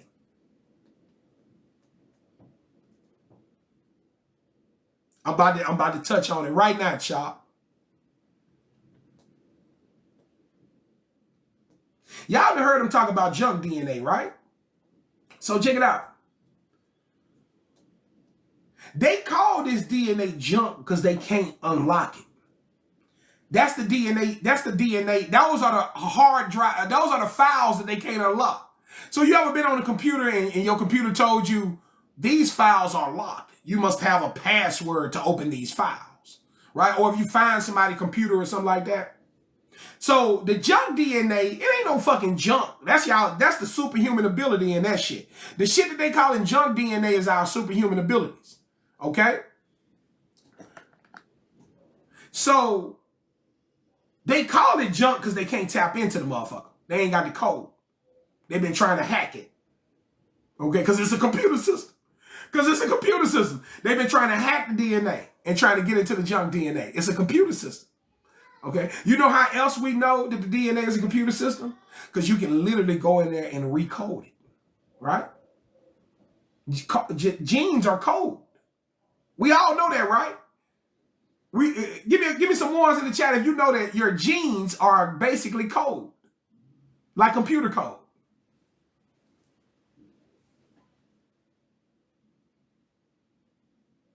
So they can literally go into your genes and recode your genes. And that is how we got these designer babies today. This is why you can go to these labs and you can order, you can have a test tube baby created and they can make your baby have red eyes or blue eyes or red hair or blue hair or whatever it may be. These are called designer babies. They can literally go in and genetically code the genes to make the baby appear in a specific way. The DNA is a computer system. Computers come from intelligent design.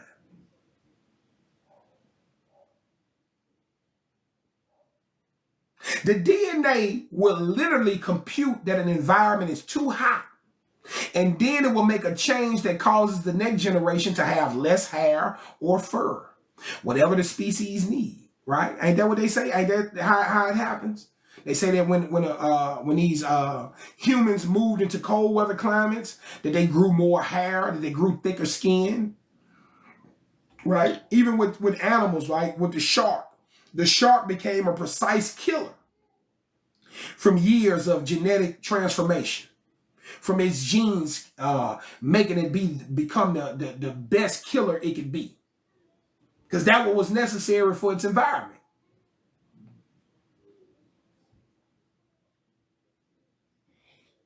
God is so intelligent that God created a system that could self-automate. See, God ain't even got to be present for that because God created a self-automating system. The gene system. The gene system is God's process on self-automation. So y'all keep thinking that when I'm telling you, they say, oh man, evolution, man, that's the devil. Evolution, that shit ain't real. Nigga, evolution is God's process, nigga. You looked right at God's process and you couldn't even figure out that that's what it was. It's God's process. It's on self-automation, man. Wait till I ain't brought it home yet. I'm finna break it home in a minute. Don't worry about it. Think about how much sense that makes. If you have an entire universe to look over, wouldn't it be more easier to put your creation on automation? So you don't have to oversee every aspect. I mean, when we talk about God, we talk about not just the God of this earth or this solar system. We talk about the God of the universe, and not just the universe. We talk about the God of the multiverse. We say that it ain't just one universe, it's multiple universes. So don't you think that God would put some of his creations on self-automation so he don't have to oversee every single thing? If you have an entire universe to look over, wouldn't it be more easier to put your creation on automation? Complete genius. Exactly what I expect from the entity that gave us brains. Think about that, guys. If God gave us smarts, imagine how smart God is. You ever thought about that? God gave us the brain that allows us to have somewhat of an intelligent society, and we're only using 3% of that brain. We ain't even using the full capability of that brain. Come on now. Come on, man. So what's our capabilities? What's our ceiling? Yeah, you don't know because somebody don't want you to know. Somebody don't want you to know what it'll be like to lock into 10% of your brain. Somebody don't want you to know. If God gave us brains, G, just imagine how smart God is. That's why it's hard to even understand his process because it's on such a level. That's why I'm blessed. I'm blessed to have a little bit of inclination into his process. I feel so honored that God would give me some understanding to have a small bit of understanding into this process. I'm honored. This is why you have to put more respect on God's process. You have to have more respect for God's process than just trying to simplify it to this 6-day creation story. That's honestly disrespectful to the mastery that it took to create humanity. We all marvel at the Great Pyramids of Giza today because of its complexities. We know the building of it required some intelligent design, right? We look at the pyramids of Giza all the time and we say, damn, I don't know, goddamn, whoever built them was some smart ass people. People get mad when you talk about, the Anunnaki being responsible for it because, hey man, they always trying to say aliens built stuff. Nigga, shut up. They did. If your dumb ass could build one now. If you want to say humans built the Great Pyramid, tell humans build one now. Humans are as smart as they ever been in existence. Build one now. Don't come tell me about, hey, aliens did it. No, nigga, build one now. Shut the fuck up. Get it built. Otherwise, you ain't building. We ain't saying aliens build it. We saying other humans build it. When we talk about the Anunnaki gang, the Anunnaki are not aliens in here. The Anunnaki was living in civility on this planet before we was. So they not aliens. They are humans. They are also a version of humanity. Okay, we're going to get into all of that.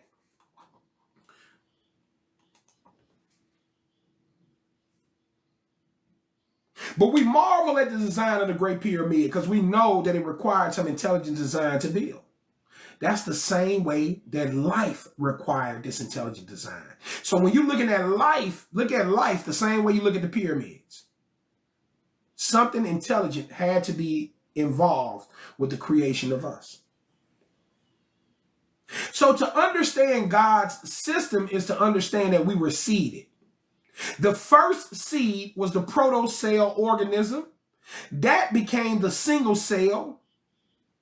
The single cell became the multi-cell. And it kept going until it became the animalia. Okay? Let me see if I got a better picture here.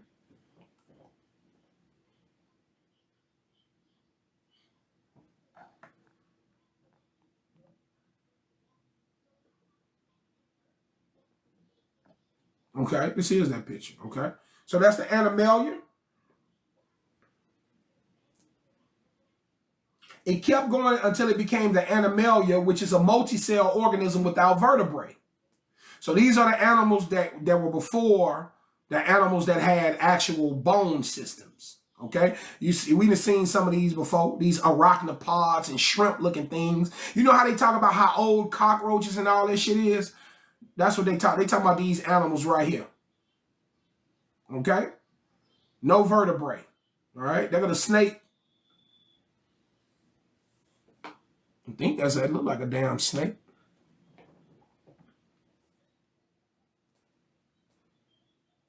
Nah, that's not a snake. That's not a snake. It's the ancestor to the snake. So to understand God's system is to understand that we were seeded.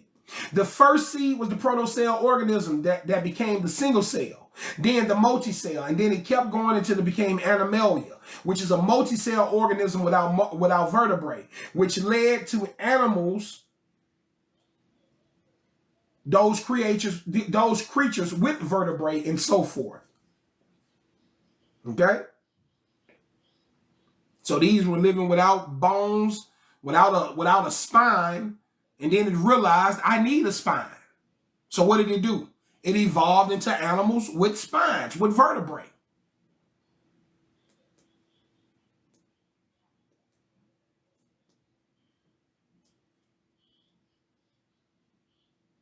People want to see God as just this being that snaps fingers and stuff exists.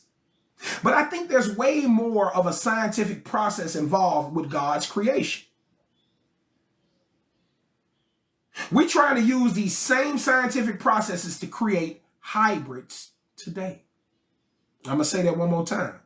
A lot of times when we discuss God, we tend to think of God like some abracadabra magician, that God just wave his hands and everything exists. See, that's what we want to believe.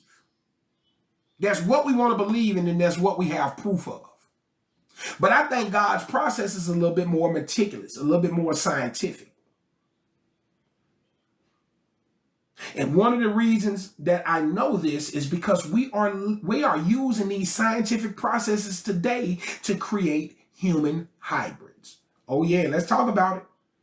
You do know your government is, the shadow government is creating human hybrids in these deep underground military bases, right? Y'all know what DUMBs are, right? DUMBS, deep underground military bases.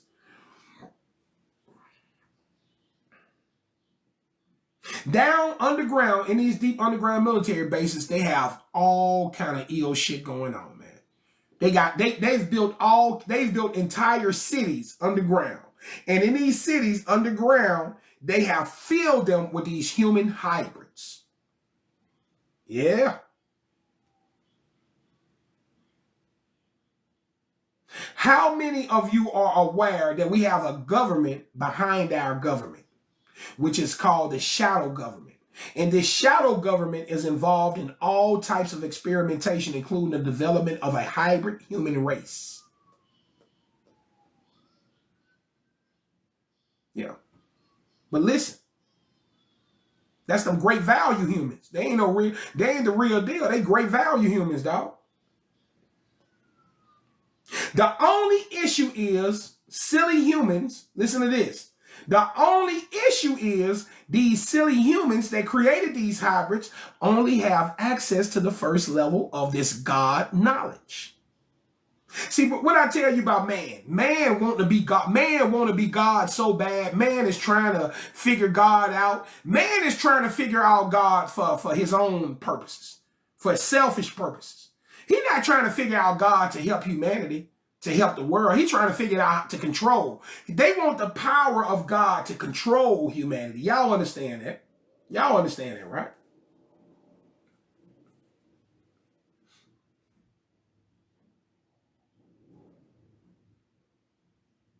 But the only issue is these silly ass humans only have access to the first level of this godly knowledge. The higher levels can only be attained through spiritual evolution, which these devils can never achieve. Don't you love that? See, God knew better than to leave this information available for ungodly people. They can't access that. You ain't got to worry about that. Let me tell y'all something. Them hybrids that they build in underground, them motherfuckers ain't got no souls. They building a whole race of soulless beings. Do y'all know what it would be like to deal with these people? These people got no emotion at all. None. When you're soulless, you have no emotion whatsoever. They just basically like androids with skin. They've acquired just enough information to make an emotionless droid with skin. We have an emotional system because we have a spirit. Remember, the reptilians are interested in us because of our emotional body, because of our evolved emotional body. Y'all remember that? Give me a 3 in the chat if y'all remember when we talked about the reptilians and the Lyras and why the reptilians wanted to cause harm to humanity, because they wanted to have our emotional development. I mean, I'm finna explain why that's important. Clean up on aisle 5. Mizzo, you got to go. You don't know what you're talking about. You got to go, Mizzo. Holla at you. I don't know what the fuck he talking. Africans did the same thing, creating white people. That's a baby brain right there. Y'all see, that's a real live baby brain right there. Africans did the same thing, creating white people. That nigga sounds so dumb. You talking about the Africans over there that's getting ran by white people? You saying they created white people? You sound so dumb. That's why we yeah, come on. Whoo, keep the baby brains out of here. Lord have mercy. That was dumb. Those are the people that exist in society, unfortunately. So our emotional body, these droids, these hybrids that they building, these motherfuckers don't have no emotional body. They don't have a spirit. We have an emotional system because we have a spirit, a light body, or a soul inside of us. Our emotion is the expression of this light body that's inside of us. Do y'all understand that? So y'all, I just gave y'all what human emotions are. Human emotions is the expression of the light body that's inside of you. So when the light body is happy, the physical body is happy. When the light body is mad, the physical body is mad, and so forth. The expression of this energy is what we call emotion. Okay? So the light body inside of you is expressing energy or exuding this energy. When channeled through the physical vessel, it comes out as emotion.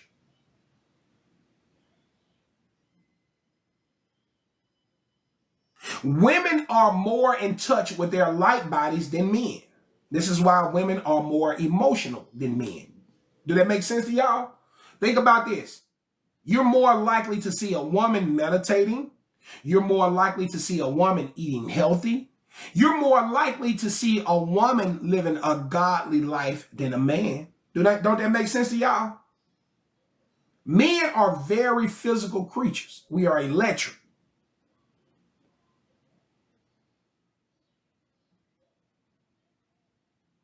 But women are connected. That's why, the mama always got to be the one to drag everybody to church. Can everybody hear me out there?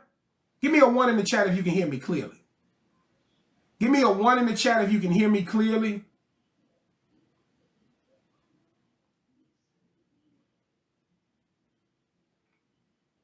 Okay, good. I just want to make sure it wasn't. Is it a delay? Is it any kind of delay or anything?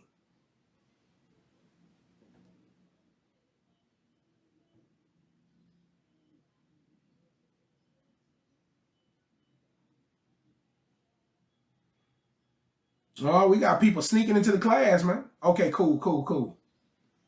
Guys, this space is for members only. If you want to be a member, you need to tap in.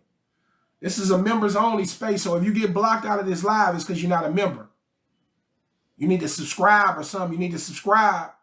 I got subscription set up. So for all these people that's in here, if you want to be a part of this, you need to subscribe. Subscribe if you want to be a part of it. Otherwise, if you feel yourself getting put out the class, it's because you're not a member. All right? Make sure you sign up. I'll find you another live to hang out in.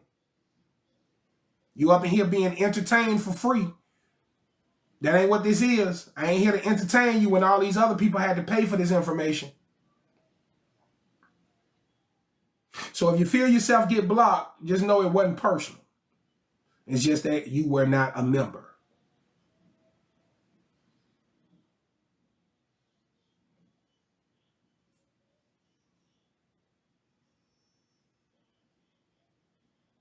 So these hybrids that these people are creating, these hybrids don't have a soul because man does not have the knowledge of God. God has the ability to install a soul into the physical vessel. Man does not have that ability. He's far away from that. The man cannot create the soul. He's about 6 dimensions, 400 million years away. Probably more than that.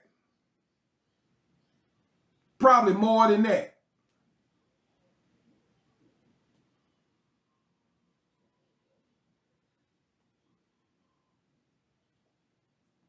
He can't create the soul. So he created them fucking hybrids, man. Their plan is to wipe us out and repopulate the world with these hybrids. So these hybrids are being trained underground.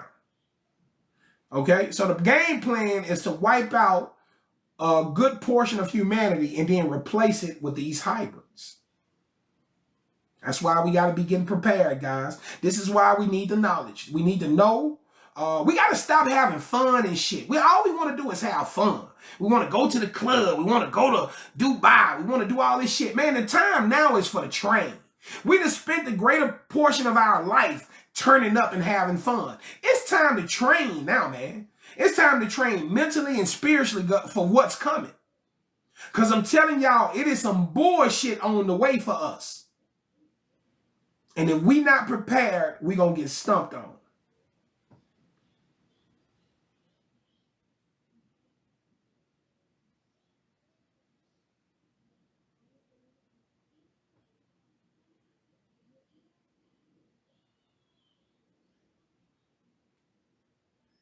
So allow me to ask, does the seeding process make sense to you? Right? Do you see God as the ultimate gardener? Right? Does this seeding process that God seeded life and then life evolved into these complex versions of itself? Everything got to be seeded, gang. Everything got to be seeded.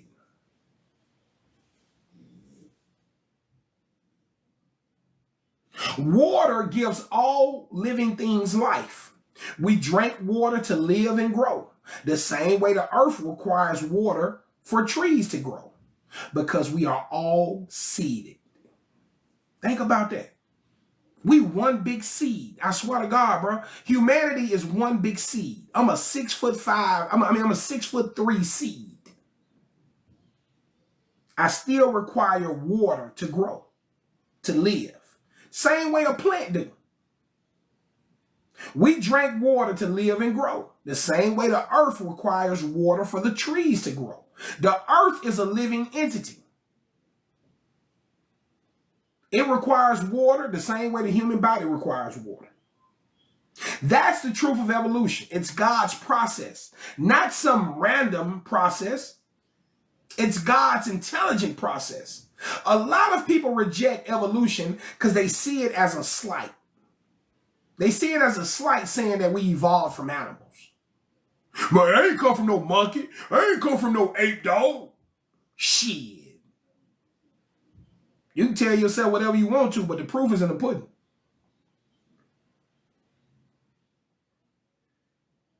But that's because humanity sees itself as more important than animals. See what I'm saying? The reason why we have such an issue with that is because our ego see ourselves as more important than the animals. But I doubt if God sees it that way. Remember when I told you that we see God through the perspective of man? God don't see us through the perspective of man. God sees us through the perspective of God. So we might think that we're more important than animals, but God might not feel like that. Y'all get what I'm saying? Give me a 1 in the chat if you agree. God might not feel that we more important than the animals. That's what we tell ourselves. Hey, man, we got dominion over the animal. No, the fuck we don't. Let me see you go have dominion over a lion. Let me see you go have dominion over a shark. We don't have dominion over these animals.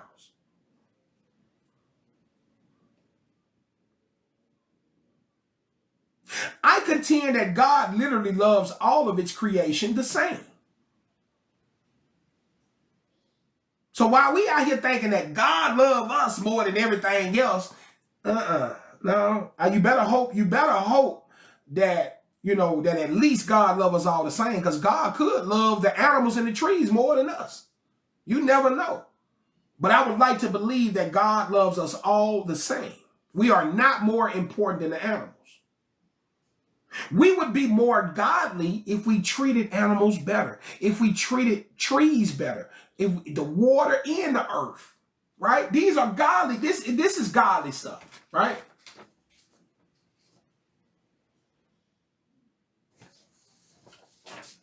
Us evolving from animals don't make us less than. So when y'all hear this shit, when y'all hear about evolution and, people saying, we came from apes, y'all looking at it totally wrong, man. This is the natural transformation of life. This is all the same life that's unfolding.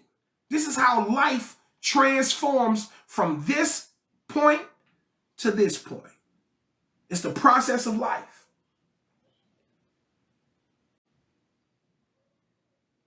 Us evolving from animals don't make us less than.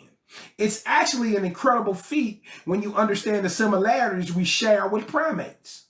But due to a few genetic deviations, we have the ability to speak, to cognitively think at a much faster rate and a much more complex rate. So before we be so quick to say we don't come from primates, you need to understand that we are very close in relation to these motherfucking primates. I'm sure picking out the right colors, solving mazes. Give me a 5 in the chat if y'all ever seen mazes. Give me a 5 in the chat if y'all ever seen videos of primates in labs doing this intelligent stuff. This humanly intelligent stuff that these other animals can't do. Only these primates can do this shit.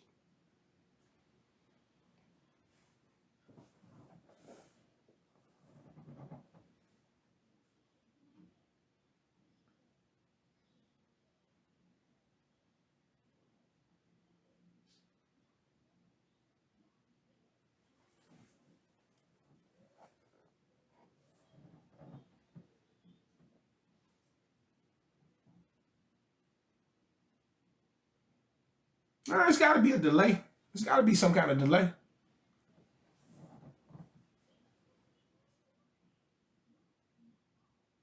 Mic check, mic check, mic check. Everybody good? Give me a 5 in the chat if you've ever seen any of those videos where the primates are solving mazes, choosing colors. Give me a 5 in the chat if you ever seen videos. Okay, yeah, that's what I kind of figured. I figured it was some kind of buffering. So y'all have seen these videos before, these primates, right? Showing off these human capabilities, showing off this human intelligence. So y'all remember what I told y'all earlier about the DNA, about how the DNA basically downloads information and figure out how it can be better? So think about how smart we are, right? Think about how smart man is compared to the ape. Now, the ape has intelligence. It has limited amount of intelligence, right? The human has a bit more intelligence than the ape, but the ape still got limited intelligence. So remember what I told you about the DNA. The DNA is always seeking to do what?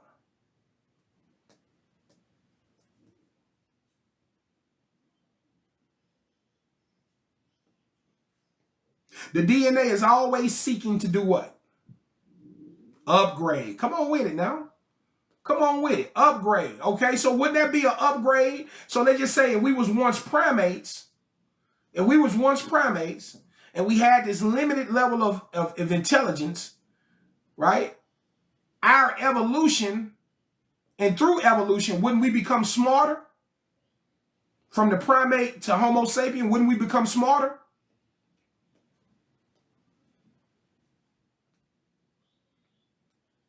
So what that would mean is, just the same way we talked about the protocell wanted to become a better version of itself.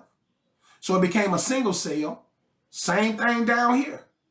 These primates, as they evolved, they became better versions of themselves. Okay?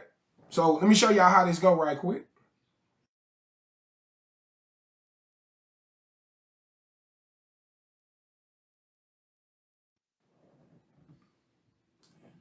All right, so I want the other one.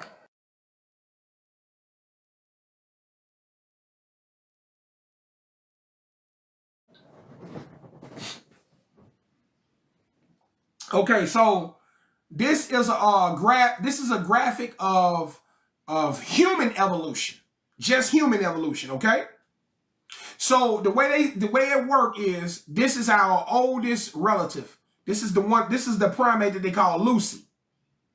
Okay, the scientific name for Lucy is Australopithecus.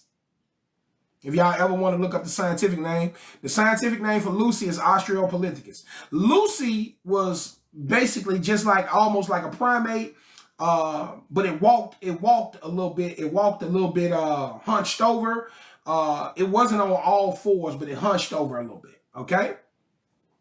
Then after about 1.7 million years, Lucy evolved into what they call Homo habilis. Okay, so right now go back to what we talked about genetics. So from Australopithecus, You get Homo habilis. Homo habilis walks upright. Not completely upright, still a little hunched over. But Homo habilis walks a lot more upright than Lucy, because this is the DNA seeking to be a better version of itself. Also, Homo habilis is the first primate to use a tool. Do y'all understand that? So Lucy was just one of those primates that was in the trees and running through the fields. And then Lucy evolved into Homo habilis, and Homo habilis walked a little upright and used crude tools. Because the DNA is always seeking to become a better version of itself. And then Homo habilis, after about 1.4 million years, 1.4 million years. So God's process is a long process, man. It's a slow cooking process. So after about 1.4 million years, Homo habilis becomes Homo erectus. Okay? Now Homo erectus is the best version to date, because Homo erectus, he was walking fully upright. And he used tools a little bit better than Homo habilis. So after all these millions of years, you see this incremental growth. It may not look like large amounts of growth, but it is. Okay, this is the evolutionary process from Lucy to Homo erectus. Now, this is where the shit gets real. So people say, we don't come from no apes. We don't come from no apes. Well, guess what, gang? This is where them Anunnaki come in at. This is where the Anunnaki enters the conversation. Because from Homo erectus to Homo sapien, something happened and we don't know what.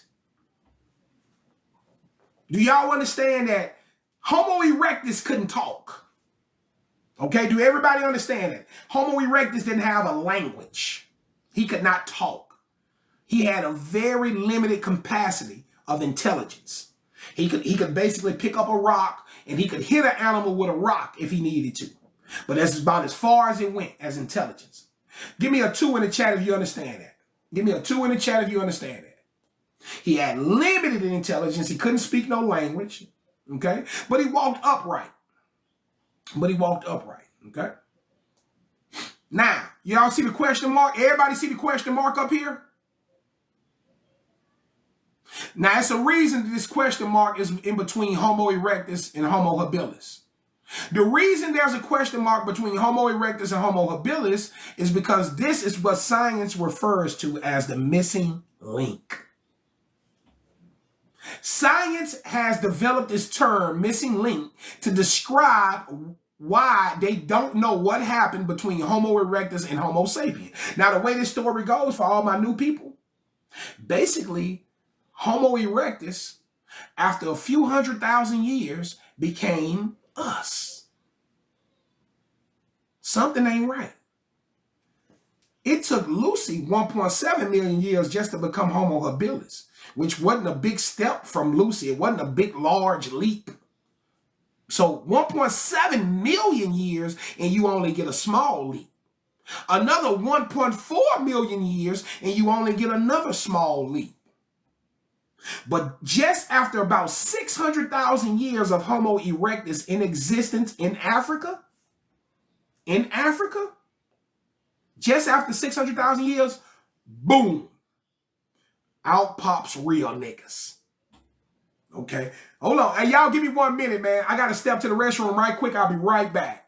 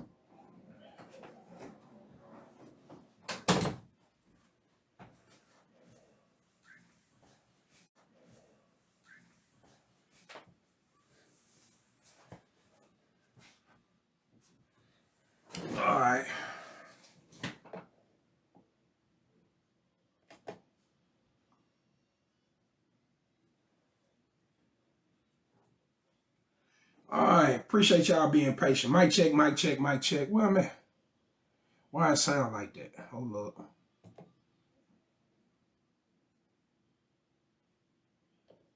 Mic check, mic check, mic check.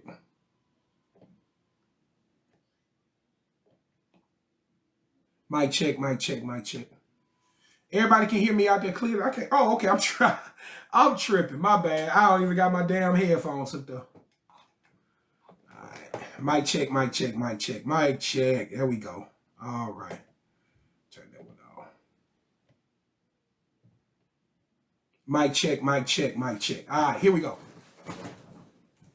So I was explaining these leaps in evolutionary science, okay? Everybody with me? Give me some ones in the chat if everybody cool, if everybody can hear me. If it ain't no buffering, give me a 1 in the chat.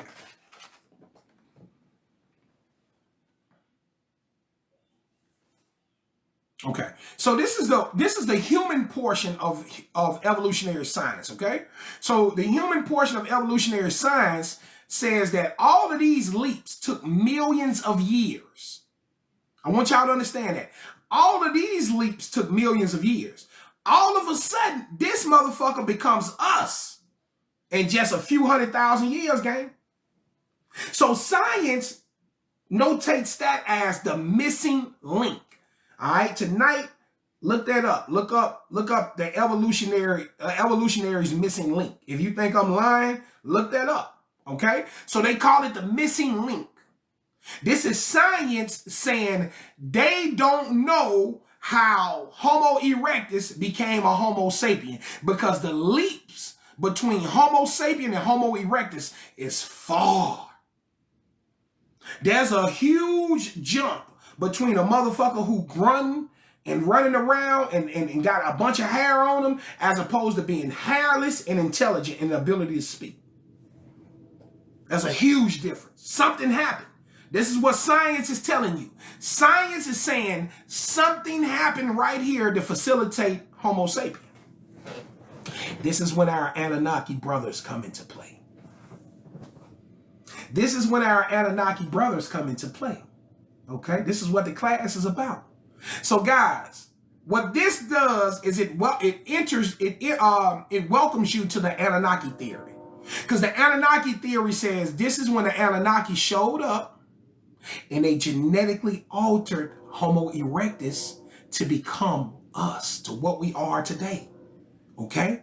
And this explains why we never became Neanderthals. Because see, the next stage from Homo erectus, so I'm finna show y'all something. Watch this. I'm finna give y'all something right quick. So you wonder why them white boys is different from us? You want to know? You want to know why them white boys is different from us? Why the white boys got Neanderthal genes and we don't? Because of this. So when the Anunnaki landed, gang, the Anunnaki landed in Africa. They make this very clear in the Sumerian tablets. They don't use the name Africa because the name Africa did not exist. They don't use the name Akibulon. There was no names for these regions when the Anunnaki got here. This place was nameless. There was no humans when the Anunnaki came here. Okay? So, when they landed, they say they landed in the heart-shaped region. The only region we got that's shaped like a human heart is the African region, okay? So they say they landed in Africa, and that's where they set up shop to do their gold mining. Now, if you know the story of the Anunnaki, you know they did all the gold mining themselves for the first 200-some thousand years. But in those 200,000 years, a bunch of revolts popped off, and it caused their workers to, have these revolts and not want to do the work anymore. So one of the lead scientists named Enki decided that he could genetically evolve these hominids that was present, okay? So these hominids was present in Africa and around the world. This is the key. Listen up. This is the key. These hominids was present in Africa and around the world. But the Anunnaki wasn't in every place around the world yet. They landed in Africa. Everything they did was in Africa first. They didn't do nothing nowhere else. They did it all in Africa first. So what does that mean? That means that although there were hominids in Europe, there were hominids in China, there was hominids in the Americas, There was hominids everywhere. Only the hominids in Africa received a genetic alteration. This is why you were made in his image like him. So when we read in Genesis and it says, let us make man in our image, this is what you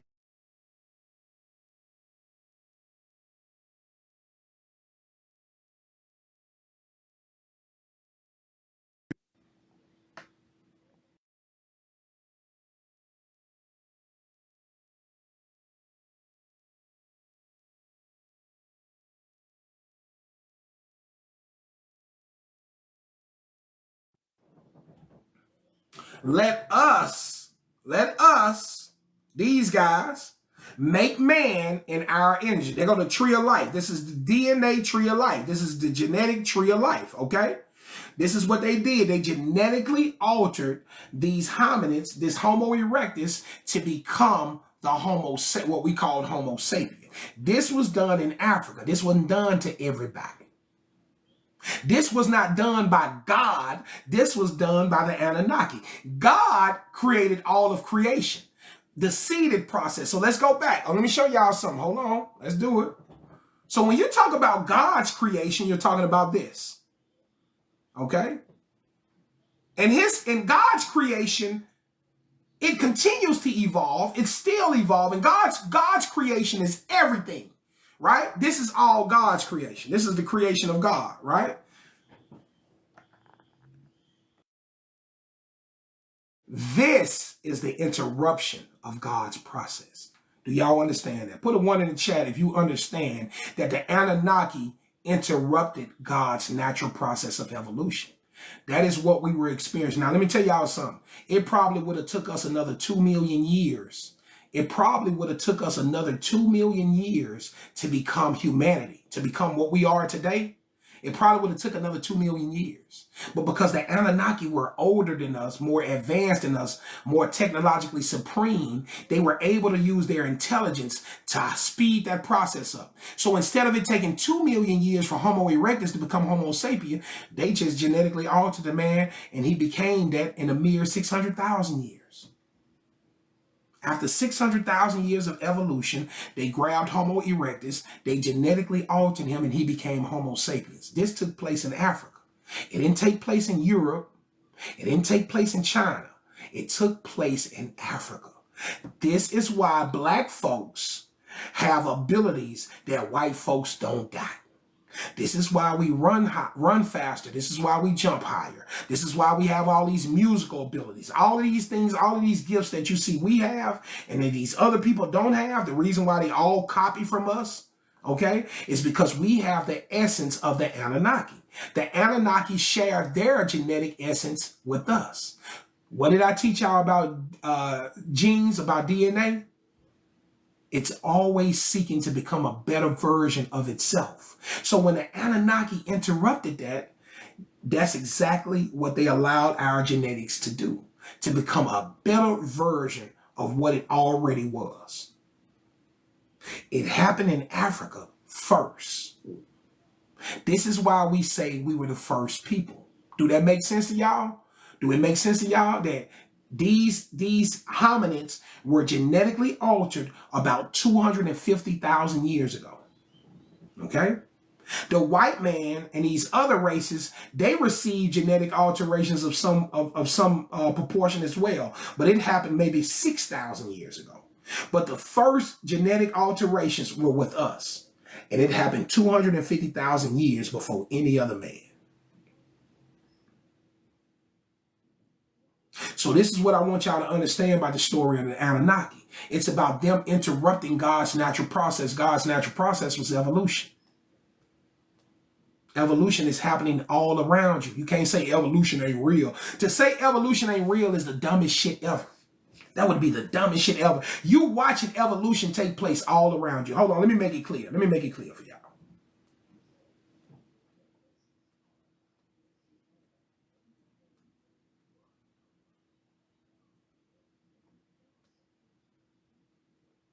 When people scoff at the idea of sharing lineage with primates, I will often show them videos of primates in labs solving mazes or choosing colors. Now, it's a reason that alligators can't do what primates can do, because alligators are much older and come from earlier stages of evolution, right? So what I want y'all to understand, let me pull this back up. So watch this. By the time we get to the stage of the reptiles, so look where we at as opposed from the reptiles is here, the primates is way down here. So the reptiles would have been at a lesser stage, okay?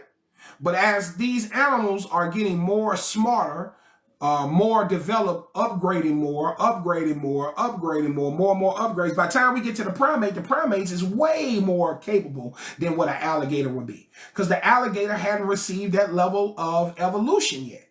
Okay? The primate directly benefited from the evolution of the previous creatures before. Right? So that primate can't go around beating his chest like, hey, I'm better than all you niggas. Well, you got your game from all of them niggas. That's why you better. Because you received all the information from their lifespans, okay? Reptiles came before mammals. So by the time we became mammals, our brains had grown. And with that growth came mental ability. These evolutionary periods are done over millions of years. So essentially, evolution is a slow cooking process. And you know the food tastes better when it's slow cooked. Okay? You always get better results when you do something at a slower pace and a more attentive to pace than what you get at a faster pace. There are two forms of evolution. There's short-term evolution and then there's long-term evolution.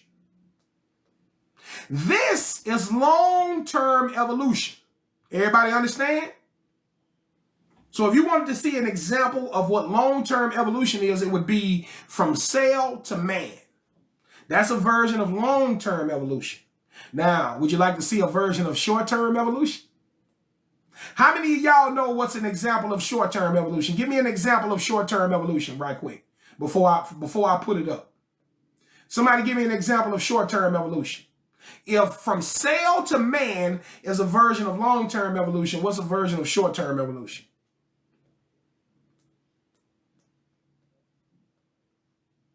Come on, Omni. Come on. There you go. I hear you, Melanated Kings. Let's get it. Y'all both right. It would be the stages of pregnancy. Aha! Aha! So y'all say evolution don't exist, huh? Now we finna cook. Y'all say evolution don't exist. Oh, it very much exists all around you. That's how you know people are baby brains. You evolved in your mama's stomach, big dog. What you think what the fuck you think this is? What you think is not evolution? You're not evolving? Did you not evolve from this fucking amoeba into this goddamn amphibian, into this goddamn fetus, into this goddamn this reptilian, into this mammalian? You see how all these processes you go to? Now, what if I told you that you watching long-term evolution in short-term form right in front of your face? This is God putting the proof of evolution in your face. I'm finna show it to you right now. You ready? You watch this. You ready? Y'all, look at this thing. Take a close look at this thing right here. We done seen that before. We done seen this thing before.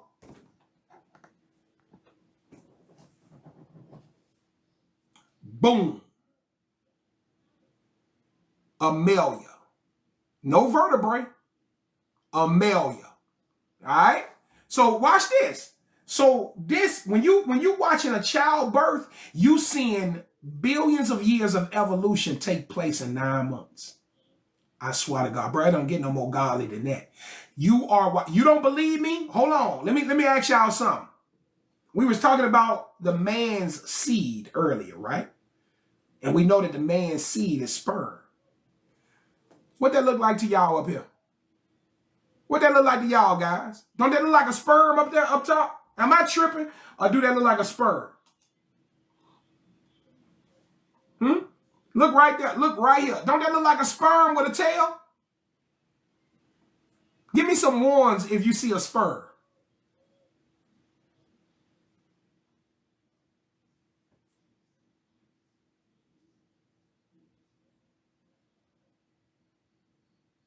Come on, man. You seeing it all. I'm telling you, when you watch a baby, homie, you seeing it all. So watch this. Sperm, here go the egg. All right, look at this one down here. Don't that look at the right one right after that snake looking thing. Don't that look like an egg? Don't that look like the female egg coming up? So you got the sperm. After you got the egg, the sperm and the egg together creates the amelia. The amelia, okay? The amelia, the sperm and the egg creates somebody pregnant. That sperm and that egg get together and it creates this amelia. So then what's next? The amelia becomes amphibian-like. It evolves into amphibians. Okay, well, what do the baby do? From here, it becomes amphibian. Ain't this like an amphibian-like creature? Ain't this like an amphibian creature? This ain't no goddamn human at this point. Ain't this an amphibian? So some people say, hold on, watch this. So people say, man, we don't come from no primates. Well, you seeing all the animal stages take place in pregnancy. You seeing the animal stages of evolution takes place in pregnancy. You see the sperm, the egg, the amelia, the amphibian, the reptilian, the fetal in the mammalian. You seeing it all happen. That man is so tight. That man is so game tight. God is so amazing. He say, I'm going to flex on y'all. I'm going to flex on y'all so hard. I'm going to put 4 billion years of evolution in a 9-month stretch. I'm going to show it to you in 9 months. Don't tell me no fucking evolution don't exist when you seeing it right here. That evolved into that, that evolved into that, that evolved into that, and so forth and so forth.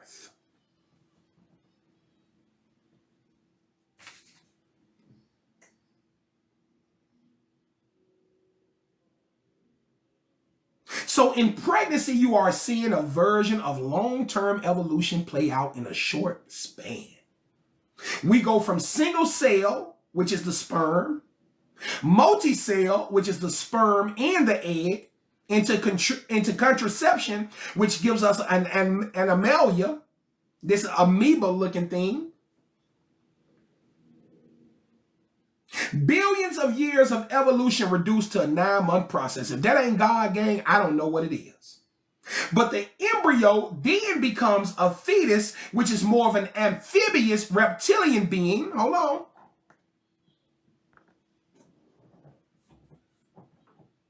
Right? More amphibious reptilian type being.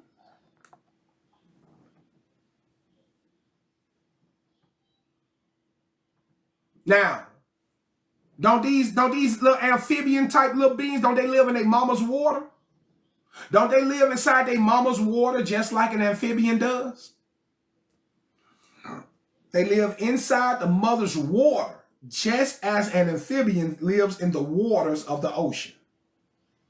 What if I told you an amphibian in the waters are the same as the earth? Look at the earth as a mother.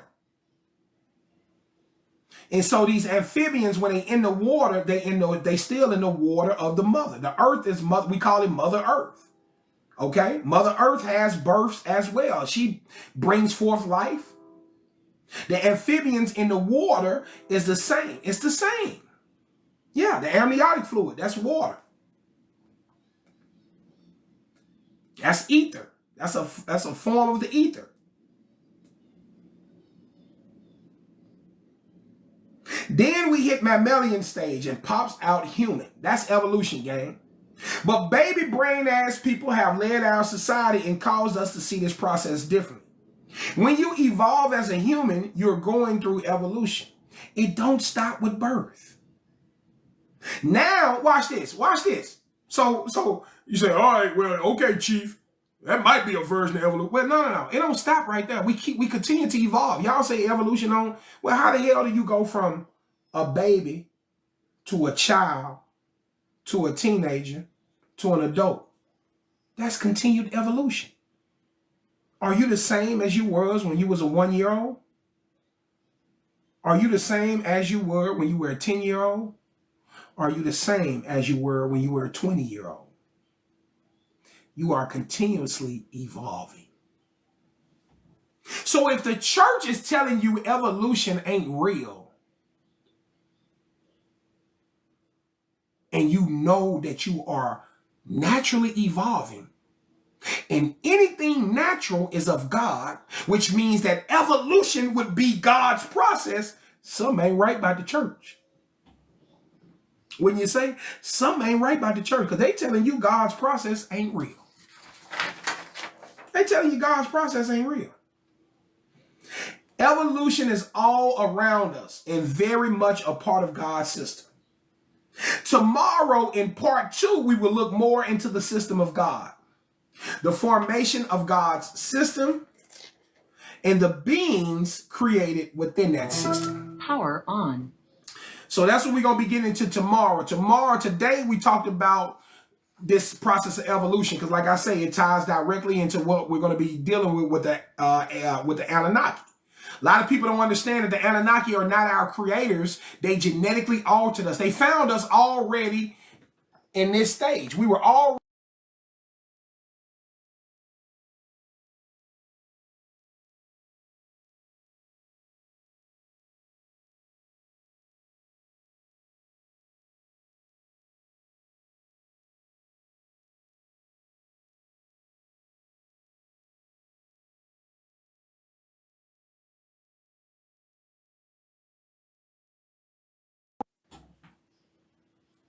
so the Anunnaki found us at this stage, okay?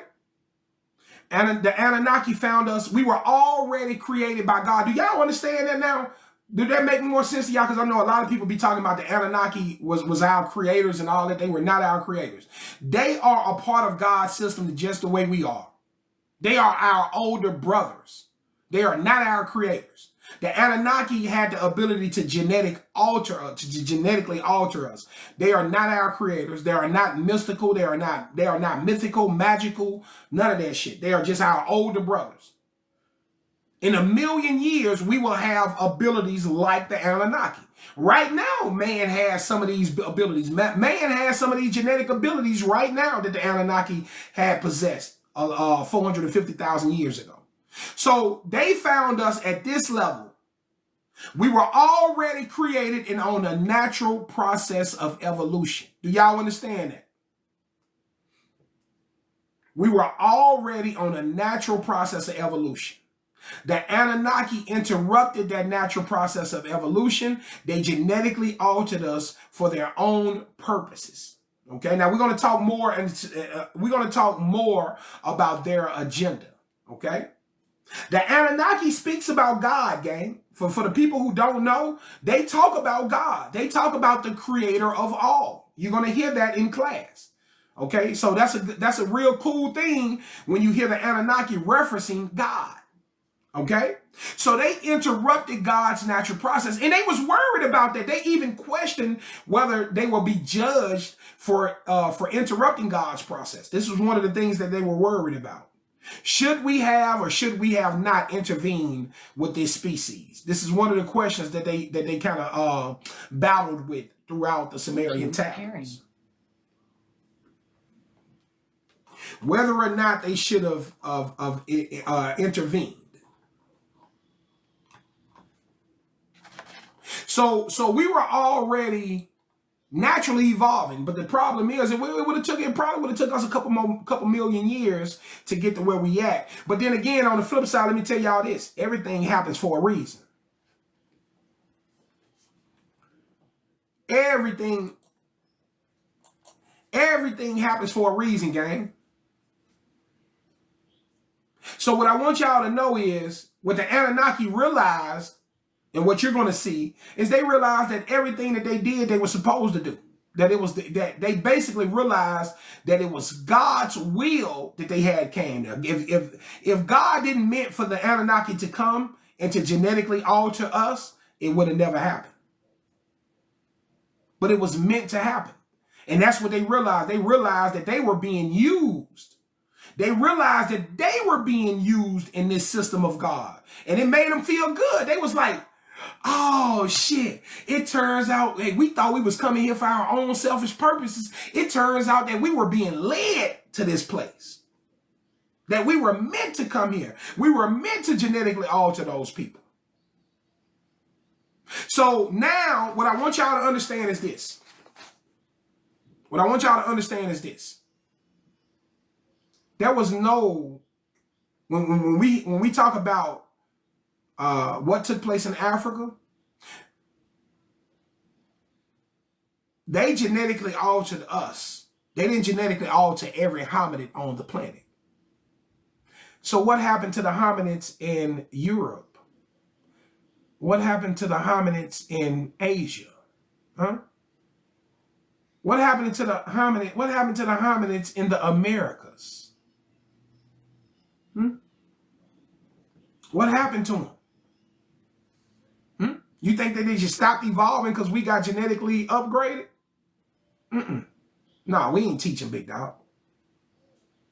We didn't teach them, big dog.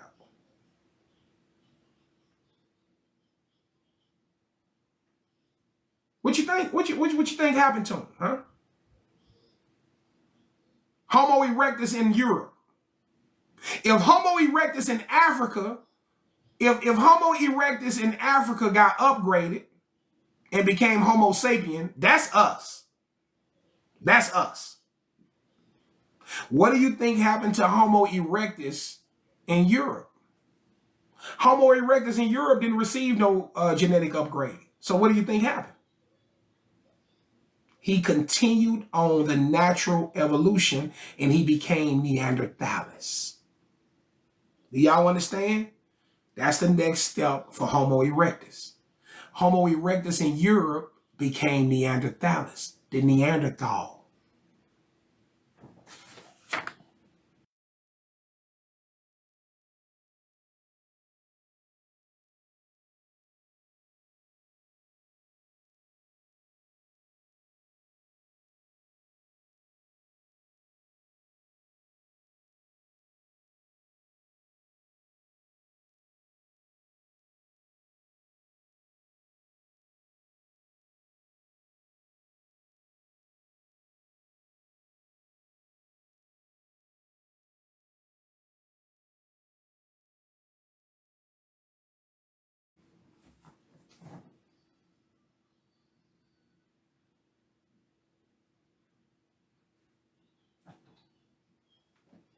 That's what happened to Homo erectus in Europe.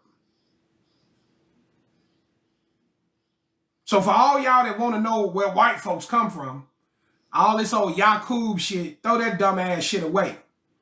That ain't where white folks come from. We all existed on this planet. We all existed under God's system, under God's creation. We all existed under God's system, under God's creation. The difference is we in Africa, for whatever reason, was genetically upgraded. Now, I don't know why we was chosen. I don't know why they landed there. Maybe we were picked to be a special group, maybe so. But we were genetically altered. They became Neanderthals. It's a reason that you don't find Neanderthal genes in melanated people. Which will allude to white folks being completely different than us.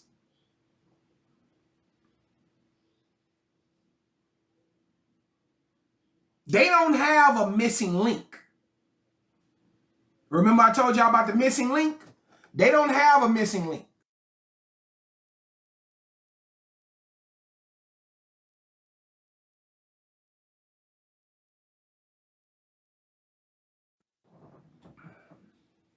They don't have this. Their story is from Homo erectus to Neanderthalis. Whatever they are, like the fact that they are Homo sapiens today comes from their genetic upgrading that took place 6,000 years ago. Now that's where your Yakub story comes from. Now Yakub could have been any one of the Anunnaki that y'all are taught that his name was Yakub, but that could have been any one of the Anunnaki that genetically upgraded the white races.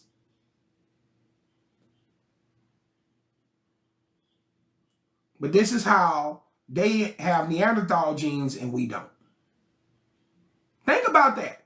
This is a scientific fact. Science tells you that they have 3 to 5% of Neanderthal genes and we got 0% of Neanderthal genes. Well, you got to answer why. Because y'all said that we were all created by God.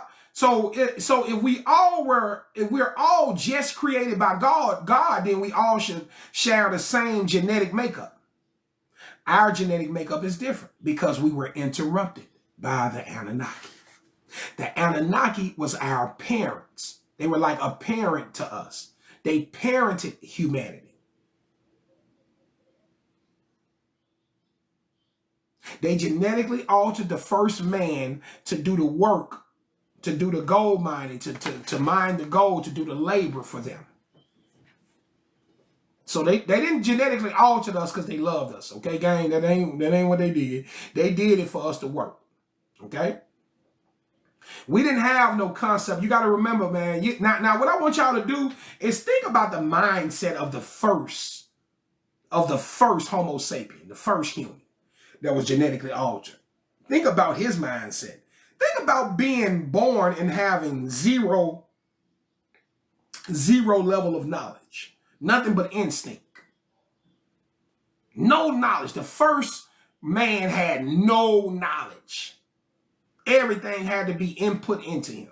We are born into a world that if you leave a child around television, around other individuals long enough, that child will start learning stuff. That child will start picking up on all types of intelligence. But back then, the early man ain't have no intelligence to grow from. So he didn't know. He didn't know what hard work was. So the Anunnaki could work the first man to death. And he wouldn't even know that he being worked to death. Because he has no concept of what hard work is. He don't know that you working him hard. The same way they could have easily been trained into the idea that the Anunnaki were gods. Because they had no concept of anything, right?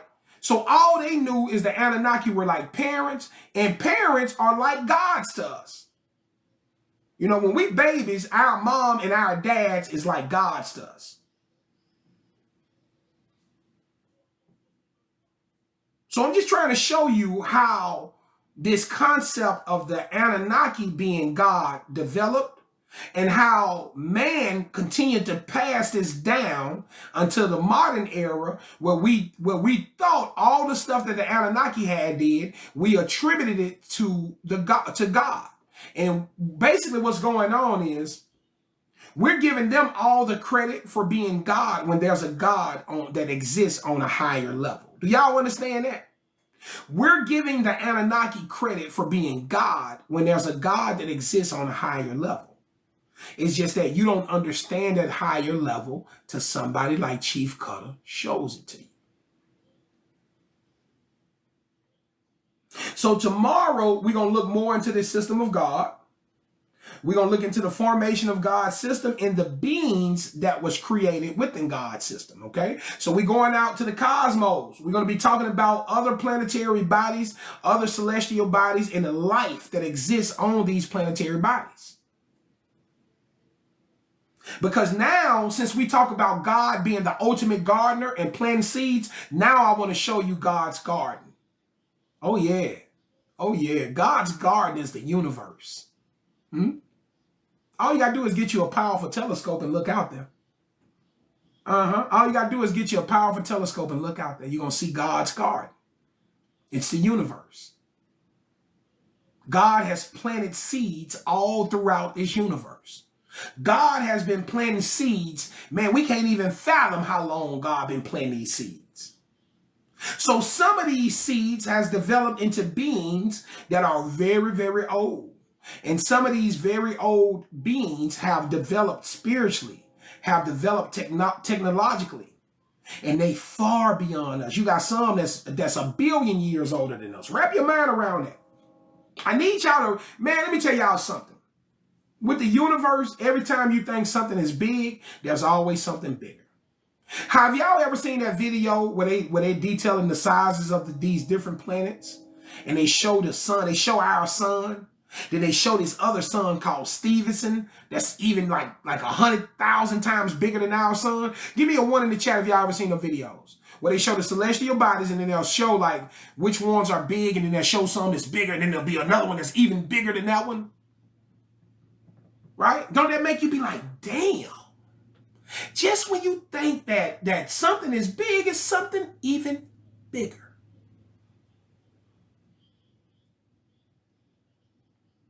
So that's what I want y'all to understand. I want y'all to understand that I know we like to see ourselves as the pinnacle of existence. I know we like to see ourselves as the most intelligent beings in all of the universe when we don't even know shit about the universe. We actually live on the outskirts and the boondocks of the universe. Guys, quit trying to put a cap on God. Quit trying to fit God in a box. God is so much bigger than what we can understand and what we can perceive. Just go along for the ride. Enjoy the experience, man. This shit is out of your control. It's bigger than what you think. You out here stressed out about bills and paying folks. Man, fuck them bills. Fuck that job. Fuck the government. Fuck all this shit, man. Start living your life and being happy with your life. Start experiencing. This shit is bigger than these people, man. Don't go your whole life stress the fuck out about who you owe money to and all of those shit. Fuck them people.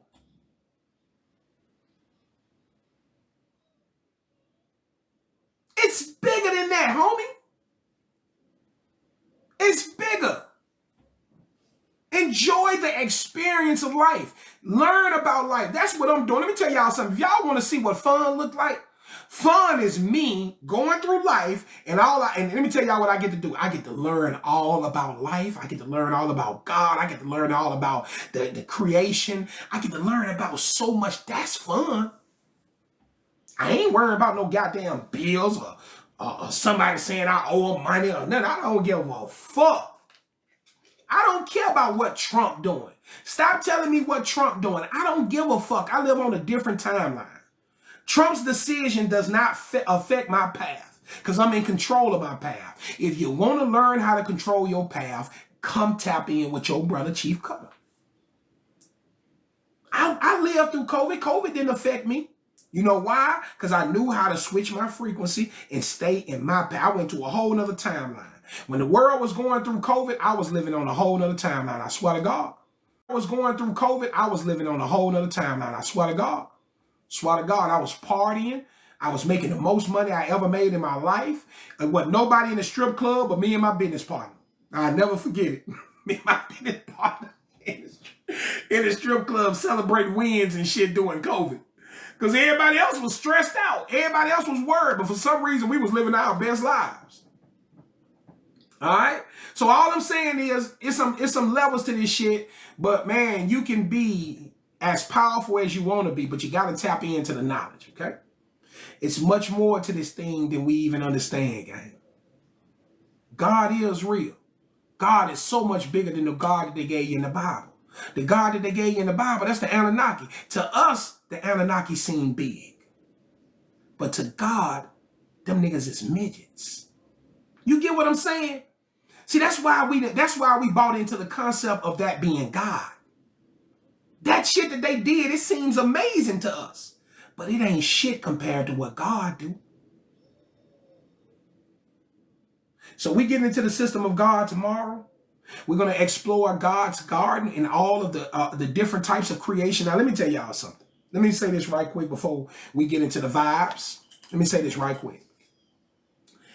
The universe is unfathomably big. You will never be able to even grasp the concept of how big this motherfucker is.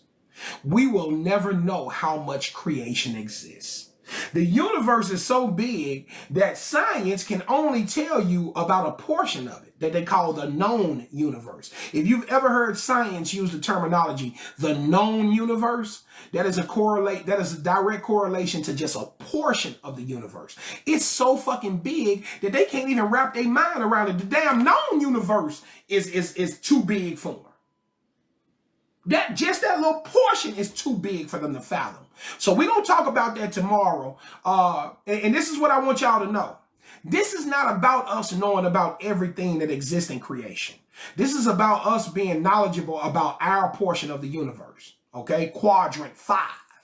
You got to break the universe down into quadrants. We live in quadrant 5, sector Z. Okay? We live in quadrant 5, sector Z. I'm only concerned about what's going on in quadrant 5, sector Z. Okay? So that's what we're going to talk about tomorrow. We're going to talk about quadrant 5, sector Z. We're going to talk about the beings that are responsible for... that's another thing I want y'all to know. All right? This is another thing I want y'all to know too. So... just like I told y'all that Anunnaki genetically altered us to become what we are. Remember when I told y'all that God put his creation on automation? God gave his creation the ability to create as well. Okay? I want y'all to understand this. A lot of these beings that God evolved on these different planetary bodies, a lot of them evolved to dimensional levels where they can create life as well. Okay? Because this is the intention of God. You got to realize something, gang. God is evolving us to return to the light. Our whole mission is to return to light bodies. And a light body is God. So if we are to become God, if the ultimate quest is for us to become God, then you need to understand that God is going to give us all of the components that God has as you evolve. As you evolve dimensionally and spiritually, you're going to have these abilities. What did we learn about the DNA? The DNA is always seeking to upgrade itself. So when you level up and you ascend to these different levels of these different dimensional levels, then there are different abilities that come with these ascension levels. Okay, so when you get up to like 7, 8 dimensional beings, these 6, 7 dimensional beings, these beings have the ability to create life. Okay, now not the level of life in the way God creates, but they can genetically alter. They become mastered of genetics, so they can develop life in that form. Okay, but we're going to talk about all this tomorrow because the whole point is this is why I'm telling y'all this. If you want to know where the Anunnaki comes from, that's what tomorrow is going to be key. Okay, you're going to be able to see the story, the backstory of the Anunnaki. Everything that you know about the Anunnaki consists on what you're told about them on Earth. But you're going to hear about where they come from tomorrow. You're going to hear about their backstory. Oh, they got a cool ass backstory. The Anunnaki got a very cool backstory that involves a cosmic war. Some genetic alterations. They said that they were brought up a lot like us, that they came up a lot like us. Okay? So all of this is going to walk us up to the Sumerian tablets. So all of these classes that we're having now is getting us in preparation for us to read the Sumerian tablets. All right? So today we did System of God Part 1. We're talking about the evolutionary system. And tomorrow we're going to talk about God's garden. The garden of God. The cosmos. All right? I hope everybody had a good time today, man. I hope y'all learned something of value. Okay, I'm gonna try to get this one clipped up to put on. YouTube, so we can go back and rewatch it because there was a lot of gems being dropped. Sometimes you got to watch this stuff 2 or 3 times to really learn it. All right. So give me a couple days so I can get it edited, and I'm gonna get it loaded up on YouTube. All right. So I appreciate everybody that showed the love, man. Appreciate everybody that tapped it up. We got a lot more to go, gang. We got a lot more to go. Okay. We got to lay the foundation first. We got to lay the foundation first, and then the information will come. All right. So shout out to the family. Shout out to everybody that gifted it up, man. I appreciate the love, man. Had a lot of fun with y'all today. Had a lot of fun with y'all today. And I'm looking forward to seeing y'all tomorrow.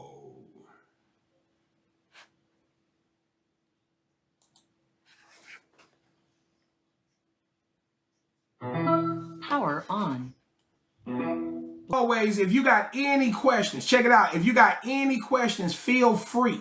Feel free to type up your questions, and if I can expound, I will expound. I'm going to hang around for another 15 minutes or so, another 10 to 15 minutes. If you got any questions, feel free, all right? Listen, I had a lot of people trying to battle during that session. I had to decline a lot of battles, but if we ain't got no question, I'm a damn sure take one. I'm going to take one, get some of that late night smoke, boy. What's happening? Hey. We're looking for a battle. We're looking for somebody to battle. Somebody that's got some smoke in their life. Send us somebody with that real smoke in their life. Send us somebody with some real smoke in their life.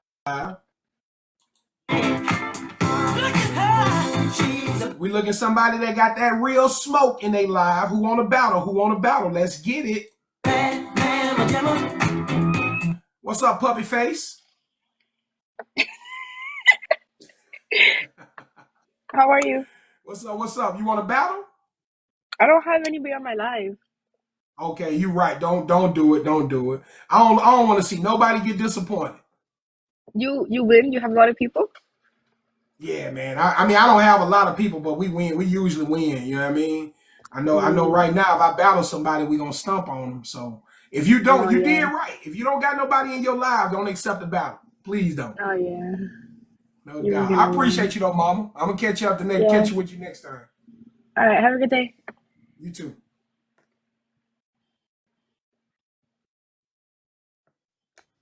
Nah, you still evolving right now. You still evolving right now, my brother. You still evolve. You evolve. You're evolution right now. Think about it like this, Melanated Kings. Go back and look at what people was in the biblical days, right? People lived in mud huts. People didn't have no electronics. People didn't have no kind of technology. Look at all the technologies you got today. Look at all the abilities you have today. Look at the mindset you got today. So you're evolving right now. The kids 100 years from now will be completely different from what we are. The kids 100 years from now will be a lot different. So evolution is always happening. It never stops. That's God's process. You're always evolving.